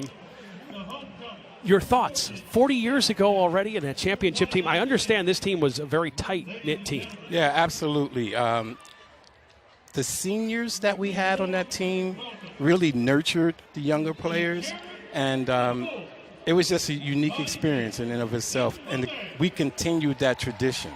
And I think that's probably what separated us from a lot of teams because we had so much talent. When we practiced, we were practicing against some of the best players in the league. So when Saturday came, it was very easy to perform on Saturdays. Was there one moment that stood out in that 1979 championship team? Was there one game or one moment that you keep referring to in your mind? Absolutely. It was the Virginia Union game. We were going on the road. They were highly rated. Before we went on the field, Coach Thomas asked us what we wanted to do, and we said, let's throw a bomb. And literally the first play from the line of scrimmage, we threw a bomb. We were up 7-0 on the road. And the defense just shut them down. It was over after that. Absolutely. That's great to have your coach to have that much trust in their team to say, okay, guys, we'll do it. We'll throw the bomb. So let's walk it through. You graduated here. You got drafted in the NFL by the Steelers. So your time, not everybody gets that opportunity to play at the next level. But what you do get here at Morgan State is you learn how to become a man. And you come in as a boy and leave it as a man. And I guess that was the case for your experience here. And it was a little different for you because you got the opportunity to play at the pro level. But that's what Morgan State's all about. Absolutely. Tradition. I mean, I remind my guys all the time that we're the old guys who used to be at our practices and encouraging us and holding us accountable, truly, and the nurturing that we received from the professors, that meant a lot. I could have went anywhere. A lot of us could have went anywhere, but the tutelage and the nurturing that we got here at Morgan was uncomparable, and it prepared us for life. Absolutely. To have it 40 years later, a lot of guys from this team are back this weekend. So how great it's been to see some of those guys. Really wonderful. Some of the guys I haven't seen in 20-some-odd years. I very rarely came back, even though, I participate in other ways, but physically coming back, I had not come back, and it's just great seeing. It's like we never missed a beat. Welcome back Thank to Morgan you so State. Much. I appreciate More it. of the halftime show coming up. The Bears with a 21-0 lead over the Hornets, looking for their first win of the season on ESPN. 235-yard first-half performance by Morgan State, and the Bears have a 21-0 lead over Delaware State. We're at the half. MEAC Digital Network on ESPN3. More of our halftime show coming up next. Hey Google, turn on the flashlight. Turning flashlight on.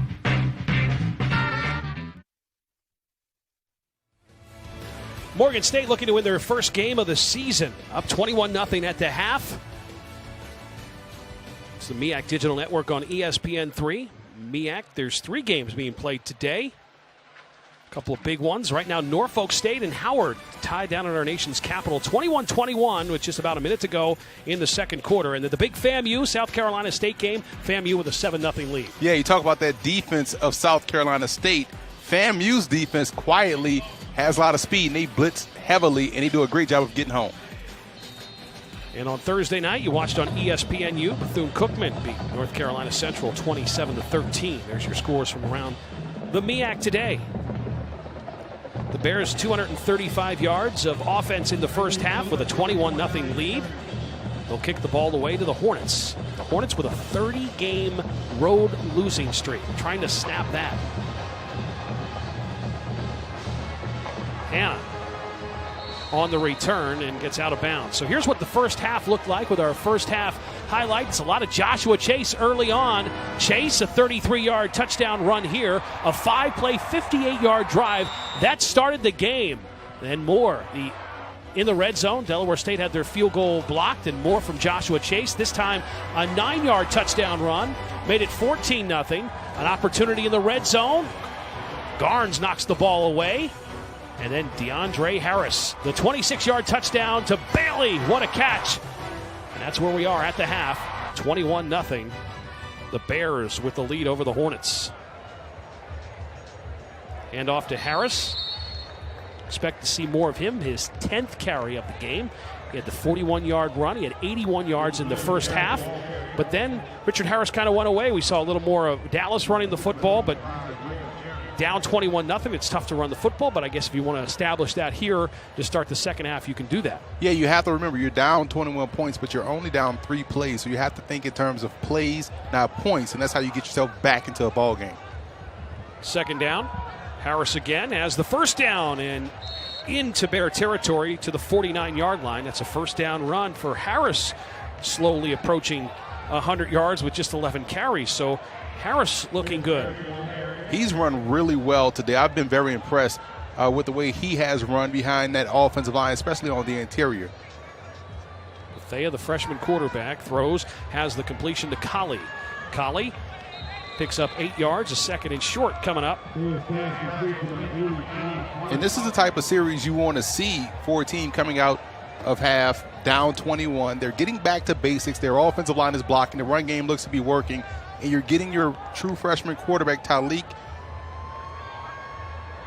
Bethea involved in the game with the short, quick, easy passes. Bethea 6 of 15 passing. Hand to Harris. Harris has the first down. And the Hornets moving the ball here to start the second half, down 21-0. Harris now 97 yards rushing. Dendo made the stop. Dendo had that blocked field goal. So when you look at Delaware State, they had two opportunities in the red zone. Blocked field goals we showed you in the highlights, and then, of course, the pass in the end zone that was knocked down by Garnes. So they had some opportunities. And that one was better, right in the face of Bethea. Just quick interior pressure. They had an opening over the middle of the field, but it's a great job right there by number 27, Kobe Warrior, getting his hands up. But you're right. There's an opportunity for these guys to get back into this ball game, and let's see if they can pay off with this series with points. Second down for Bethea. Throws the quick strike to Kali. Kali 2 catches on this drive. That's what you need as a true freshman quarterback, to get those easy completions, a little play action. And the ball was tipped by Washington, but still got out there, and Kali was able to make the reception, but a third down coming up for the Hornets. And that was the return of the high snap. We hadn't seen that in the second quarter. We saw that earlier in the game. Good job getting that under control and getting that ball out there to the flat. Third down. Straight ahead, that's a first down for the Hornets. Straight ahead run by Harris. So they go back to Harris like they did in the first quarter. Harris over 100 yards and gets a first down. So impressive drive. Changes was made at halftime locker room. And the Hornets driving down the field and threatening here, and there's a timeout on the field. 12-18 to go, third quarter. It's Matthew Dirks right there, the left guard, is down the junior. Dirks, the injured player. There's a look at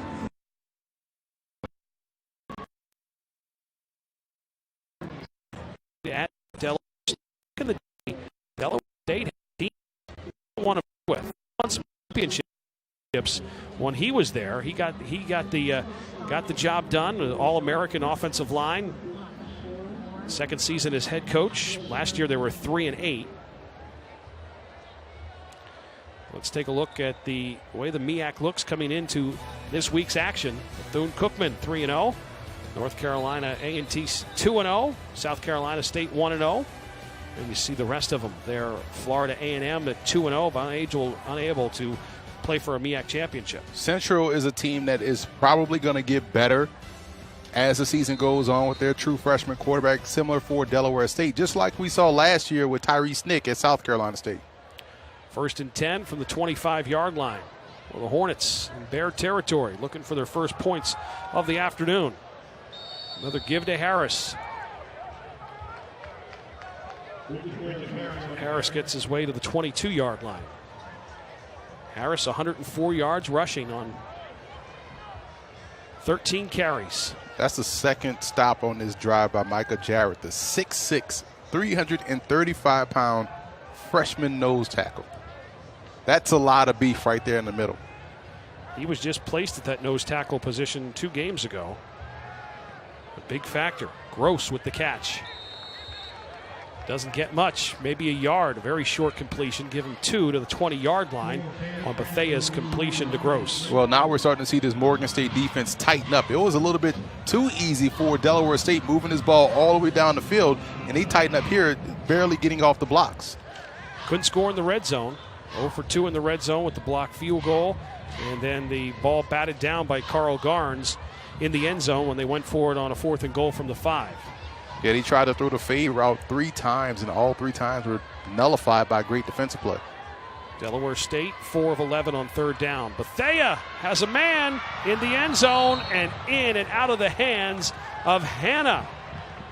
There was 2 defenders there, including Carl Garnes, but Hanna couldn't hold on, and there's number 2 coming up with another big play for the Morgan State defense. Great throw right there by your true freshman quarterback, Talik Bethea, because he put that ball in between 2 defenders, but Carl Garnes, being the senior savvy vet that he is, got over top of that in the nick of time to knock it away. But that was just a great read, great throw. But like I said earlier, sometimes great plays are nullified by greater plays. Greater play was made right there by Carl Garnes. 36-yard field goal attempt by Jose Romo Martinez. Had one blocked earlier. The kick is up, and the kick is good by Romo Martinez, one of the better kickers in the MEAC. And the Hornets are on the board. They score a field goal in the red zone, and it's 21-3 here in the third quarter from Baltimore, Maryland.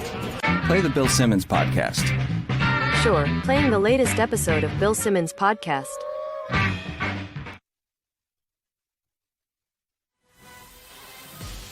Delaware State, not a bad drive for them to start the second half. 11 plays, 45 yards. A lot of Richard Harris ended up with a Romo Martinez 37-yard field goal. And it's 21-3. Homecoming at Morgan State University. The Hornets are on the board. Bears will have the football back. Ball bounces down in front of Monroe. Or Howell, excuse me, on the return. And Morgan State Bears looking for their first win of the season. They had a very tough schedule. Bowling Green and then James Madison, who's number 2, by the way, in FCS football in the country. Army, North Carolina Central, a game we were at a few weeks ago, and that was a tough loss. And then the loss down in Daytona on the beach to Bethune-Cookman, 31-20. But you see the rest of their schedule. I'm excited. We'll be here for the FAMU game and also the North Carolina A&T State game. And that's what you have left here for the Morgan State Bears, trying to get their first winning season in a number of years. And first year of Tyrone Wheatley trying to turn this program around. Joshua Chase around the end, and a penalty marker comes out. So does the football out of Chase's hands and rolls out of bounds at the 35-yard line. We'll have to wait for the penalty marker. It's probably going to be a hold. See an old lineman as he was trying to seal, he grabbed the back. Morgan State with 3 penalties in this game. There's no foul for holding on the play. Second down. Eric Green tells us no penalty. They waved the flag. You see right there on the seal, the tight end almost turned his jersey on the opposite side, put the Delaware State in the back, but the ref didn't see the hole. Coach Mills said sees the same thing. But no call, no foul. 2nd and 3 for Morgan State. Harris launches one deep. Incomplete, looking for Cofield down at the 30-yard line. Cofield got his mitts on it, but couldn't haul it in. Sticky coverage out there on the perimeter by Delaware State. These corners have been in the right position to make a play. That's Charles Peeler, the defensive back, number 3. Doing what he has to do to make a play. A lot of speed from Cofield. As I mentioned before, Newtown High School is a track star, 2-time 200-meter and 100-meter state champ, and a 3-time 60-meter champ. Has a lot of speed.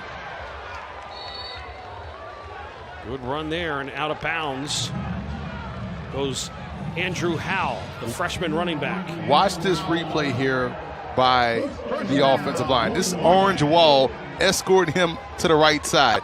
Every white jersey is blocked, allow him to get the corner. 1st and 10 for the 45 now for the Bears. After that 11-yard run by Howell. Howell again. Across the 45. And with 47. You know what's interesting? Despite the lack of Brian Cavalcante here on his defense, I think the linebackers have quietly held up pretty well. That's a good tackle right there by number 59. And Pontrell Gray, the senior. Gray was the player injured earlier. Again, he has 8 tackles for a loss. Tied for 5th in the MEAC in that category. He's played big this season. Harris pulls it away and will throw the football. He can't because he's sacked. You talk about the Hornets bringing the pressure, and they do there. The sack. Slow developing play, and that was more along the lines of what you like to call green dog pressure. You saw number 2 sprinting back there, which allowed number 48, Carswell to get back there and make the stop. Carswell has been a beast And you need someone to step up with Brian Kevicante down. Carswell has been the guy, number 48. First sack of the game for the Delaware State defense, and almost an interception there. Harris nearly got picked off by Brooks Parker. Parker might have gone the other way for 6 if he would have got that one. Defensive coordinator, assistant head coach Mark James is one of the best in the country. He blitzed off the corner and dropped that linebacker right where the blitzer vacated, knowing the quarterback that's where he was going to go with the ball. You're setting up the quarterback by setting up the quarterback. You want him to see that blitz and try to throw it out where he just left. Linebacker buzzed right into that area and nearly had himself a pick 6. So Mark James was the head coach at Virginia Union. He's now the defensive coordinator, assistant head coach for Delaware State. Phenomenal job. O'Shea's punt is a good one. Rolls all the way down inside the 5-yard line, down to the 3. Nick O'Shea playing the field position game, and Delaware State will start from the 3-yard line when we get back. The Bears with a 21-3 lead on homecoming in Baltimore. Episode of Bill Simmons Podcast.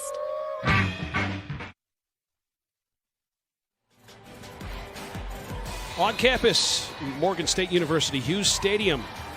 A new turf and track, $2.5 million project. Greets the homecoming crowd. And the Hornets trying to get out of their off the 3-yard line. Harris maybe gets a yard or two up to the 5-yard line, so a 2-yard pickup. 2nd and 8 coming for the Hornets after that punt by Nicholas O'Shea that rolled down to the 3-yard line. The track looked great, so does the new turf. The beautiful bear in midfield. And a big crowd here on homecoming looking for, hopefully, to see Morgan State win their first game of the season. Harris gets a first down. They need to feed him the football, over 100 yards. Listen, I came in knowing a little bit about Harris, but watching him run today, I'm Team Harris as far as him getting more carries, because he has done a fantastic job of staying on track. He runs with good power, good balance. He's breaking a lot of tackles. He's been a big reason why this game is competitive for Delaware State. Thea's pass, incomplete, almost intercepted. Looking for Colley. There was nearly a pick on that play. The ball is tipped, and Thorns was on the coverage. 45 on the tip, and Thorns almost had the interception on that play. That's winning effort right there by Thorns. You saw him lay out and try to make that play. He got an assist from his teammate, Hebron, tipping that ball, but just a great effort right there by Thorns, diving to make sure he could try to make a play on it, get that ball back for his offense. 2nd and 10 for the true freshman quarterback. Wow, Colley was hit and couldn't hold on to it. You're talking about a big hit. That was one, and Colley is still down. Gatling. He got T-boned on that one. You saw right there, ball comes out quick and just boom, good timing. They like Gatling, the redshirt sophomore from Greensboro, North Carolina. It's a good form tackle, man. Head was down low and just kind of got him in on the ground and knocked the ball away. 7:02 to go in the 3rd quarter. We'll be back. The Bears with a 21-3 lead over the Hornets.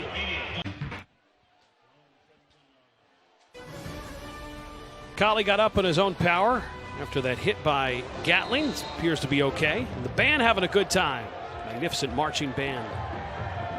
Morgan State, the Bears up 21-3, looking for Tyrone Wheatley's first win as the head man of Morgan State Bears.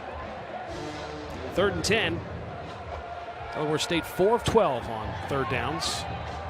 Pass incomplete, looking for Gross. Would have been enough for a first down, but Thea's pass incomplete. I love the read there by Bethea. He tried to attack the underneath coverage by throwing a dart. He put it out there with some velocity to give his receiver time to run underneath it. The receiver was complaining that he was being held, but I like what I'm seeing here from this true freshman, man. He's starting to make some mature decisions with the football. He has all the requisite physical talents, and as you continue to grow in the college game, he's only going to get better and better. So I like his progress moving forward. 8 of 22 for Bethea, the true freshman. Omar Martinez with the punt. Takes a bounce right at midfield. And that's where the Bears will have it at the 49-yard line. Up 21-3, 6:43 to go, third quarter. A little pressure on Romo Martinez's punt. They were coming after it. I thought they had an opportunity to block that when you saw 87 come through scot-free and nearly got back there, but just a great heads-up play by the punter to quick kick that thing and get out of the harm's way. Oregon State. DeAndre Harris, 8 of 14, 100 yards, as the touchdown pass to Bailey. It's been Joshua Chase in the story running the football. At that time, Chase might have lost a yard on that carry. Chase over 100 yards, even with getting back to the line of scrimmage there, 105 yards rushing. But our leading rusher in this game is Richard Harris with 132 yards for Delaware State, but they don't have a touchdown, just that field goal. Some mishaps in the red zone. Completion to Bailey. And you need a big completion. That's the guy you want to find. Bailey with the grab.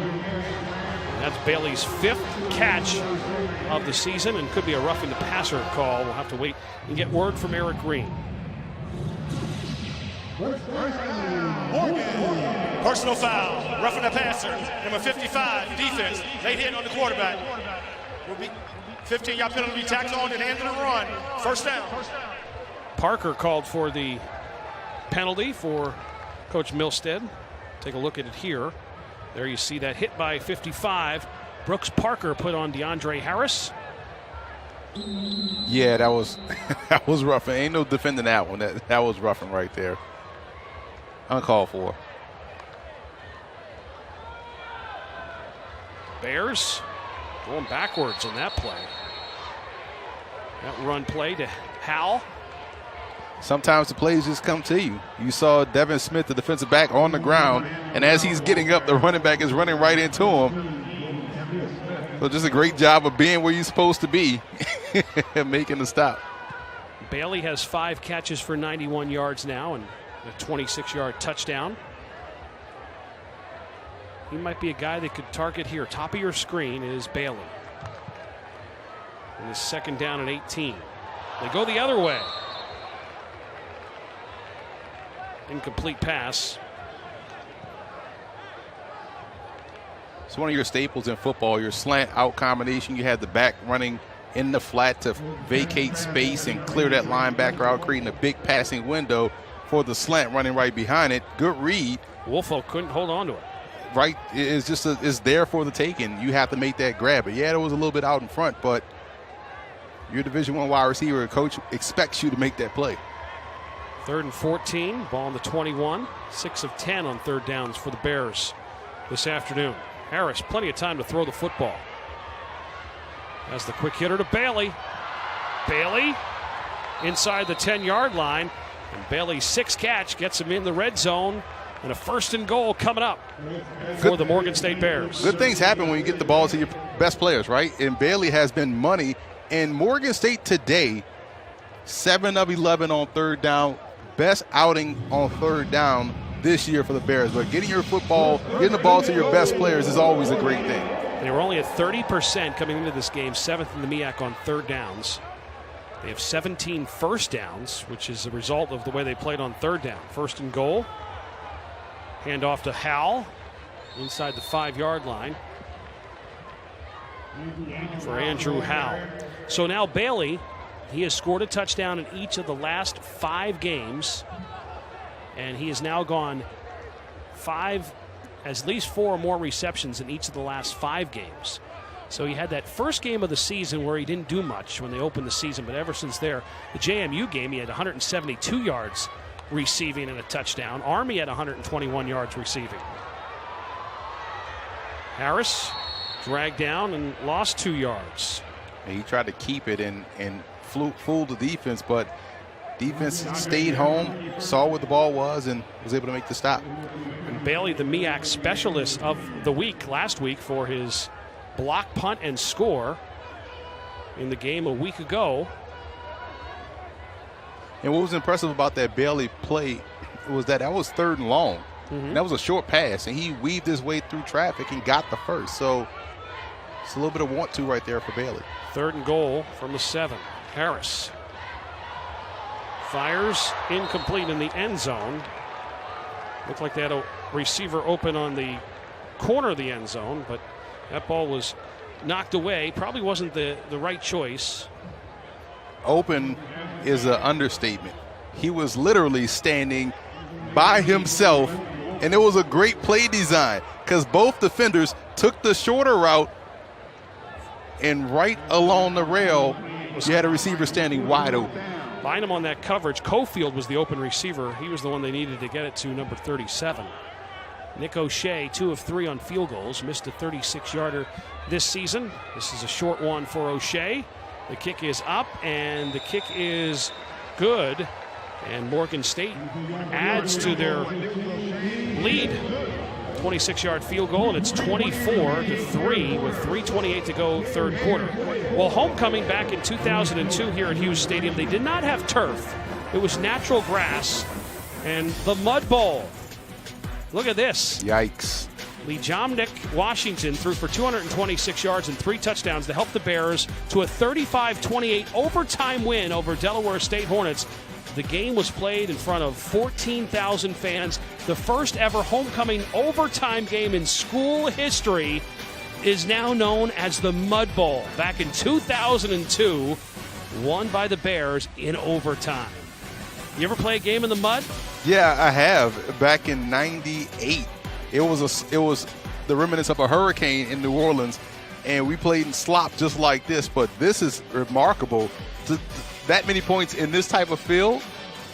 Impressive. That's when Hughes Stadium had the grass instead of the turf. Leonard Hayes picked out these pictures for us and helped us out. We find SID here at Morgan State, which helps both of us each week.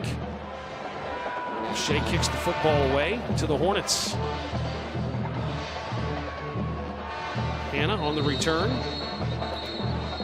2 years ago, Delaware State won at Dover 33-30 in this series against Morgan State, but this is the 64th meeting between these two schools, and Morgan State leads the series 36-27. The Bears have actually won 9 of the last 11 meetings against Delaware State since 2008, including a string of 7 straight from 2010 to 2016, but that was a pretty wild game 2 years ago in 2017 at Dover, where the Hornets came on top 33-30, and a lot of the players that helped win that game are on the field here today.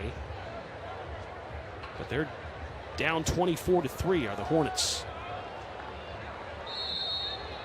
Handoff straight ahead by Richard Harris. It's over 130 yards rushing. He's done a nice job. The red zone issues here in this game. Got to give credit a lot to the special teams play of Morgan State and their defense. Carl Garnes was great in the red zone when the Hornets had their opportunities. Yeah, he did a great job in just making sure guys are not putting that ball in the blue turf and getting 6 points as a result. Bethea overfires his intended target on the far sideline, well over the head of Colley. As you look at Milstead, the head coach, shaking his head. His second year means a lot to him.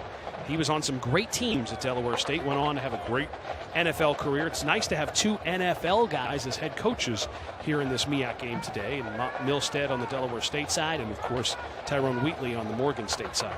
And not just 2 NFL guys, but 2 great players. Mishap on the snap.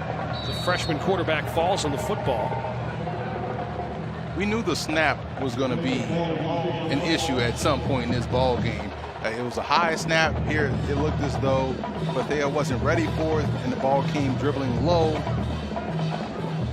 He wasn't ready for it. I don't think anyone thought the ball was supposed to be snapped, so they've had issues in communicating center and QB a lot in this ball game, something they're going to have to work on moving forward. They're talking things out on the sideline. Bethea needs to be coached up. A true freshman. Bethea was not the original starter. Sean Smith opened the season as the Hornets starting quarterback, suffered a non-throwing hand injury in the opening game against Delaware back on August 31st. And then from then on, they said, hey, we're going to go with what we think is the future. in the true freshman, Tyleek Bethia, at quarterback. Woolfolk on the return. Penalty markers all over the field.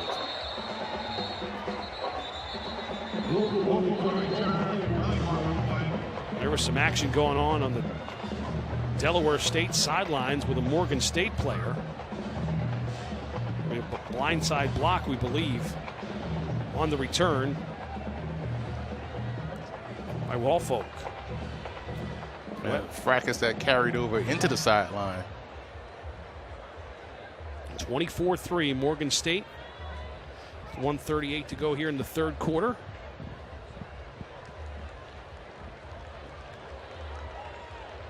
Yeah, you can't do, even though that was a clean block that hit him right in the chest, you can't have those blindside blocks like that in today's game of college football. Now, the flag could be for that and also what happened and what took place on the sideline. A little altercation between one of the special teamers, Morgan State and also Delaware State, kind of blocking through the sideline into the bench. A lot to work out for Eric Green and his crew. He'll give us the lowdown. Might have a Rose Bowl of penalties here. It's a bunch. During the return, personal foul, blindside block on the receiving team, number 31, with 15-yard penalty from the spot of the foul. First down. Oh, wow. So just one penalty. Just one. The blindside block on Morgan State. That'll set them back to the 30-yard line. And Emory get one more look at the blindside block. Boom. And you can't block back behind the ball is what they're trying to say. And you're going to see right here on the sideline, you see guys just blocking. And you see in the background, these two just abandoned the play altogether. And they're having their own little battle royal on the sideline. The Delaware State coaches had to go break it up. I thought they were going to throw a flag on that altercation, but those two guys got away with it. Penalty was on Maurice Lewis Jr. Look at Coach Wheatley looking for his first win as head coach. Joshua Chase. Good first down carry. Chase over 100 yards. Second year in a row that he's gone over 100 yards against Delaware State. Last year it was a 9-0 win here at this stadium in this game, and Joshua Chase had the lone touchdown in that game. Yeah, in the first half it was the right guard, now it's the left guard making key blocks. And first half we saw Atawasi make plays, and on that particular play we saw both Bruce Trigg and Tariq Johnson left side doing a great job and just washing everybody across the line of scrimmage. Great second effort for Chase to get the first down across the 40-yard line to the 41. That was just a great individual effort by Chase to get the yards he needed for the 17th first down of this game for Morgan State. Handoff goes to Roy. Eric Roy.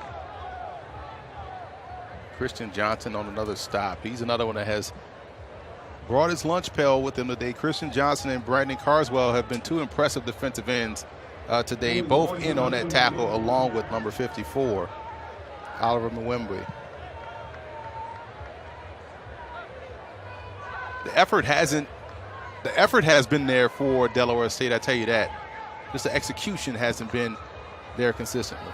Second down, Harris being chased. He's going to use his legs to run out of bounds at the 40-yard line. 3 seconds to go here in the third quarter.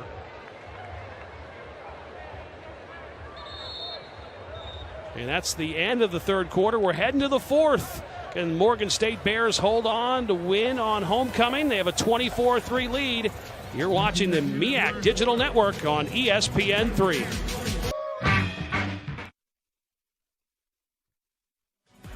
40 years ago, the 1979 MEAC championship team is being honored here today at homecoming at Morgan State University. We had two of those members of the team on our halftime report. It was good to talk to them and good that they were honored just a few minutes ago here at Hughes Stadium. Andre Harris on third down. Spins out of trouble, and fourth down coming up for Morgan State. Sacked by Brooks Parker. Second sack of the game for the Delaware State defense. Brooks Parker's had a nice game here today. Came into the game with 25 tackles, 4 tackles for a loss. So Nick O'Shea will punt the football back to the Hornets here in the fourth quarter.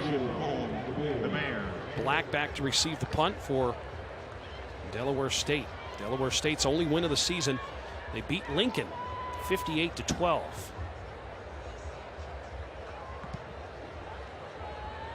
Fair catch called for by Black. That's where the Hornets will have it for their true freshman quarterback, Tyleek Bethea. 8 of 23, 79 yards, sacked 3 times. But showing some growth.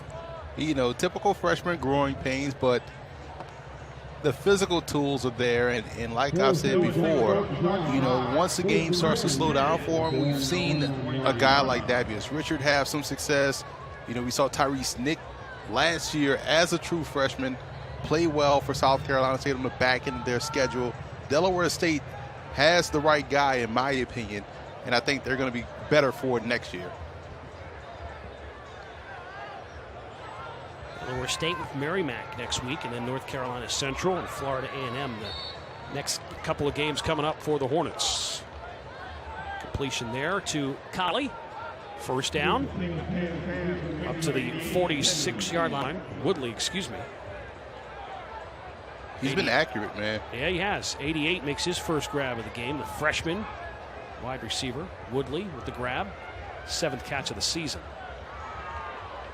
Completion at midfield. 8-yard pickup. It'll be a 2nd and short for Delaware State. He got Harris out of the backfield. So Harris 133 yards rushing, and he can also catch the ball coming out of the backfield. His first catch of the day out of the backfield for Harris. Just adding to the repertoire, man. He's a junior, and I'm pretty sure he's raising some eyebrows today in the eyes of a lot of people watching this ball game. Hornets in Bear territory. Thea has the completion to Gross. And a first down. He looks really good, man, throwing his football, man. And again, yeah, they're down 24-3, but you're not only trying to win this ball game if you're Delaware State, but you're evaluating in the process. This is a nice dart throw, accurate, hit him in the stride, hit him in the numbers. First down for the Hornets. Richard Harris gets the carry. Gets the yards you need on a first down run. And Harris, the leading rusher. The other side of Joshua Chase has 105 yards for Morgan State and those 2 early touchdowns. Bethea has time to throw. Hangs the ball up in the air, and it was nearly intercepted. You see the frustration there because Carl Garnes realized he should have had the pick. Well, yeah, there was a lot to unpack there because first you saw Carl Garnes fall off his route to get in position to make the play, but then you saw a great defensive play by the offensive player, by Gross, the wide receiver, making us realizing that, oh man, that's going to be an interception, jumping up and knocking the ball away. So a lot went on in that play, but just 2 great plays made by both teams. 4 of 14 on third downs for Delaware State, and they have a third down here, a 3rd and 7. Ball is batted away. Here's a look at Rico Kennedy, the MEAC Defensive Player of the Week for his great performance a week ago, his home state of Florida. Rico Kennedy leads the MEAC in tackles. He had 52 stops coming into this game. He's such a smart player, man. You saw him ease up on the receiver there so he didn't get a personal foul, unnecessary roughness call. It's 4th down. Let's see what he can get his guys in position to do here for the Bears. 4 tackles today for Rico Kennedy. Incomplete pass, far sideline. And was looking for Woodley. And 4th down coming up. And we'll step aside on homecoming here at Morgan State. We'll be back with more. Hey Google, turn on the flashlight. Turning flashlight on.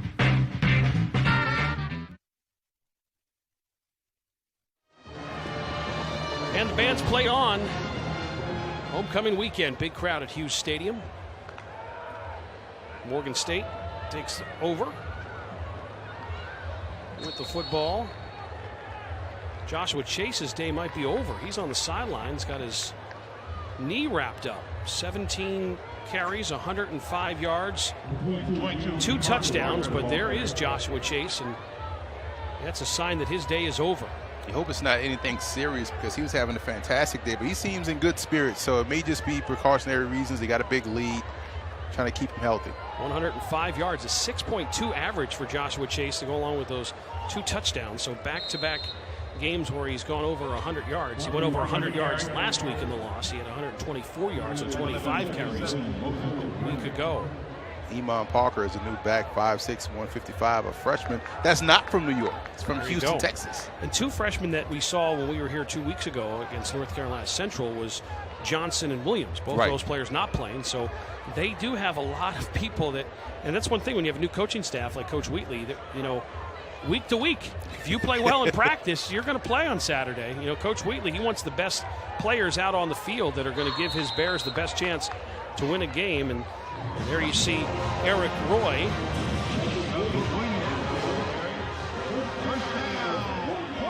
And when we talked to Coach Wheatley, you talk about the size of his backs, these shorter backs, and asked him about where's the Tyrone Wheatleys of your day. He was like, you know what? We're trying to find them, but those guys now playing defense. They're playing DN. They're not running back. And now we're telling to believe that before the game, they said that Williams was going to go from wearing number 4 to number 40. And then we got word from Coach Wheatley that Williams wasn't going to play at all. But guess what? That's Williams out there and not Eric Roy, who also shares the number 40. Are you with me? I just followed you. But the dreadlocks give it away from doing the games in the past here. We know Williams has those dreadlocks. Right. So that's him. Now, he wasn't supposed to play, but now he's wearing number 40 instead of number 4. But that was Iman Parker on the carry there. Just a good job. Defensive lineman getting off a block once again. We've called Mwembe's name a lot in this second half, so he's stepping up big time and making plays for his defense. But Morgan State working that depth chart the proper way in the backfield. 3rd and 10. And sacked for the 3rd time today, DeAndre Harris. Brought down by the Hornets defense. Sack number 3, so both teams with 3 sacks apiece. And right on cue, once again, Olivier Mwembe making that tackle, making that sack, getting off a block again. So it's proving himself to be very valuable for this defense. And in games like this, you start to find out what guys really want to play, what guys have a lot of pride. And you're seeing Mwembe show that pride for this defense. And this is all being done without Brian Cavalcante, the top defensive players. We mentioned that before. We have to mention it again. One of the best defensive players in the MEAC has been injured for the last 2 games, so new players have to step it up. Looks like we have a fumble on that punt. And Morgan State has the football back. How about that on special teams? The punt was fumbled, and Maurice Lewis Jr. picks it up. Black was the one. Keanan Black was on the punt return, and the ball went through his arms, and Lewis Jr. picks it up for Morgan State. Having been in those situations before, returning punts and dropping the ball, it seems like the ball is 50 yards away from you, but it's right there, and you could never fully grab it. So it looks like the Hornets are going to go 31 games now, losing on the road. Their last win away from home was October 11th, 2014 at Norfolk State. They won 13-10 in overtime. So they nearly lost that one. So now you have 31. We're looking at 31 straight road losses. 2014 is the last time they won away from Dover. There's a timeout on the field with 8:47 to go in this game. The Bears looking for their first win of the season on ESPN3.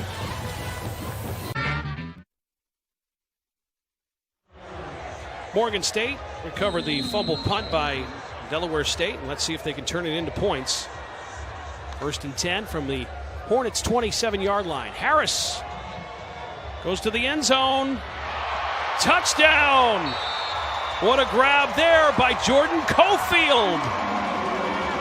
Pretty pass, great catch. Cofield had to turn around and find it, and he found it for 6. Cofield finally got his touchdown. You're going to see him adjust 3 times to this pass. He turned left, turned right, came back around and found it, located, made a grab. What do you think of that? You just get the turnover, right, and go right to the end zone. Instant it's the instant gratification age, right? So why not pay off with a touchdown? And you saw him haul that football in. Again, defensive back was in a great spot, but Cofield, obviously he wanted that touchdown and fought hard to get that one. O'Shea, the point after.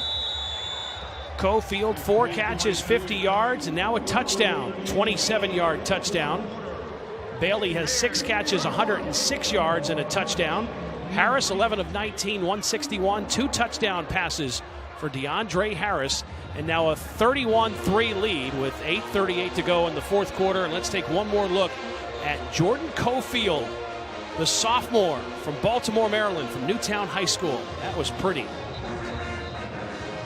It's a great job just adjusting to the football.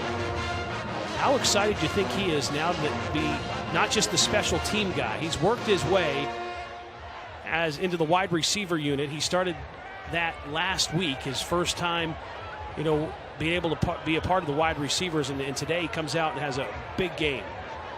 Yeah, he has to be excited because, again, you see progress and you see translatable skills, transferable skills, guy that is quick, shifty, in and out of his breaks, great on special teams, great as a kick returner, as a punt returner.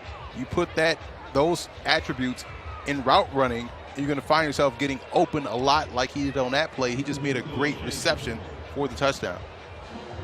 His first career touchdown for Cofield. O'Shea kicks it off. Hannah on the return. So explain this to me. They went over before that, they go over the 309 mark, 59 plays for Morgan State. Delaware State 262 yards of total offense. So coming into this game, Morgan State was 8th out of 9 teams in the MEAC, only averaging 284 yards of total offense. So they put up 300, but they have 31 points. So that's a lot of points for only 309 yards of total offense. Yeah, you're dealing with short fields, you're dealing with turnovers, you're dealing with turnover on downs. So a lot goes into that because you're right, it doesn't make sense on the surface. The stars today have been Joshua Chase, 105 yards rushing and the 2 touchdowns. Going up top, Bethea. Did he stay with it and come down with the catch? We wait for the call. Yes, he did. What concentration there. Wow. Great concentration by Trey Gross. That reminded me of the Lynn Swan catch in the Super Bowl against the Dallas Cowboys. Going up, contested catch, keeping his eye on the football and hauling it in on the ground. That was impressive. Dallas busts through the middle. Garnes was right there on good coverage, but Gross just stayed with it. He stole it away from him. Take a look. That's 6'4", 210, just keeping his eyes on the football. Catching it with one arm on the way down. That was impressive. Garnes is going to be kicking himself because that was another interception opportunity for him, but great job by Gross. That went for 35 yards, that Gross pass play, and they go back to Gross. Gross now 5 catches. He's the leading receiver for Delaware State. 5 catches now in the game. That was a spectacular play. Considering that he got the wind knocked out of him earlier in the second half. He's back on the field, making plays, a huge catch, getting his offense on a plus side of the 50. Second down for. Ball is intercepted. Ball is picked off by Hebron. And he's on the return. Down the sideline he goes. There's a penalty marker down. One man to beat. Going the distance for the pick 6, but hold on. Penalty marker down at the 40-yard line. And unfortunately, that pick 6, Hebron is coming back. Bethea's pass intercepted. We know it's coming back, but what a move he put on that last defender that had an opportunity to tackle him. He froze him in space and put him on the ground. Just an excellent job. That's when the crowd in the sideline erupted. Devon Hebron is in that linebacking core with Washington, McBurrow, and Kennedy, the outstanding 4 linebackers. And Hebron would have been his first interception of the season, but it's not going to count. They're going to bring it back.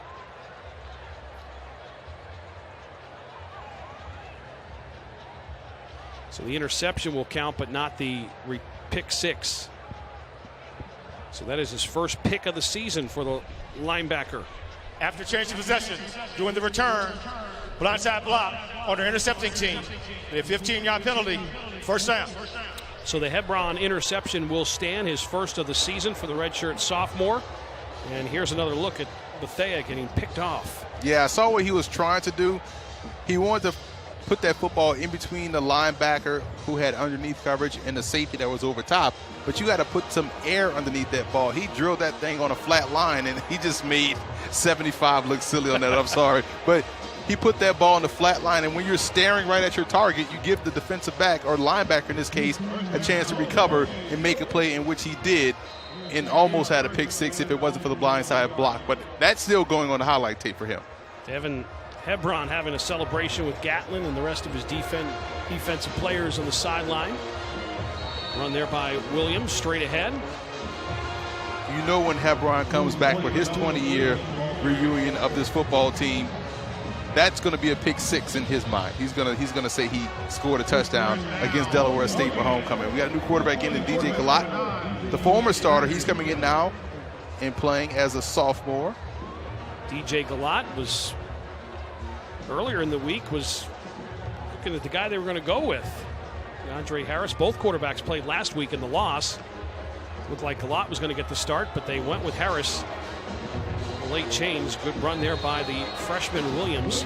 Williams, he wants to model his running after Frank Gore. He's a big Frank Gore fan. You know what? I like that. I can respect that, because you know why? Because Frank Gore always falls forward. You don't see him take losses. He's patient. He knows when to use his burst and explosiveness. And right now, he's what? 5th all-time in the NFL in career rushing yards, which is still mind-blowing to even say or think about. Williams, the freshman from Fort Lauderdale, Florida. That explains it. That's why he's a big Frank Gore fan. And good run here. First down run up to midfield. So a couple of carries by Williams. It's one of the bigger backs they have in their stable at 6 foot, 215 pounds. Once again, just a great down block by number 76. Just, you can drive, Phil, you can run through that hole. I've seen you run from here to the tailgate pregame. I think you could have gotten 6 yards on that carry. Probably, maybe 6.5. 5:26 to go in the fourth quarter. Morgan State close it in on their first win of the season. We'll be back from Baltimore.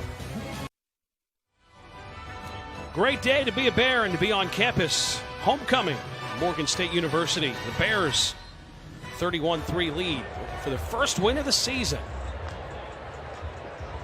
DJ Galat with the handoff to Parker. Morgan State Bears will head to the road next week.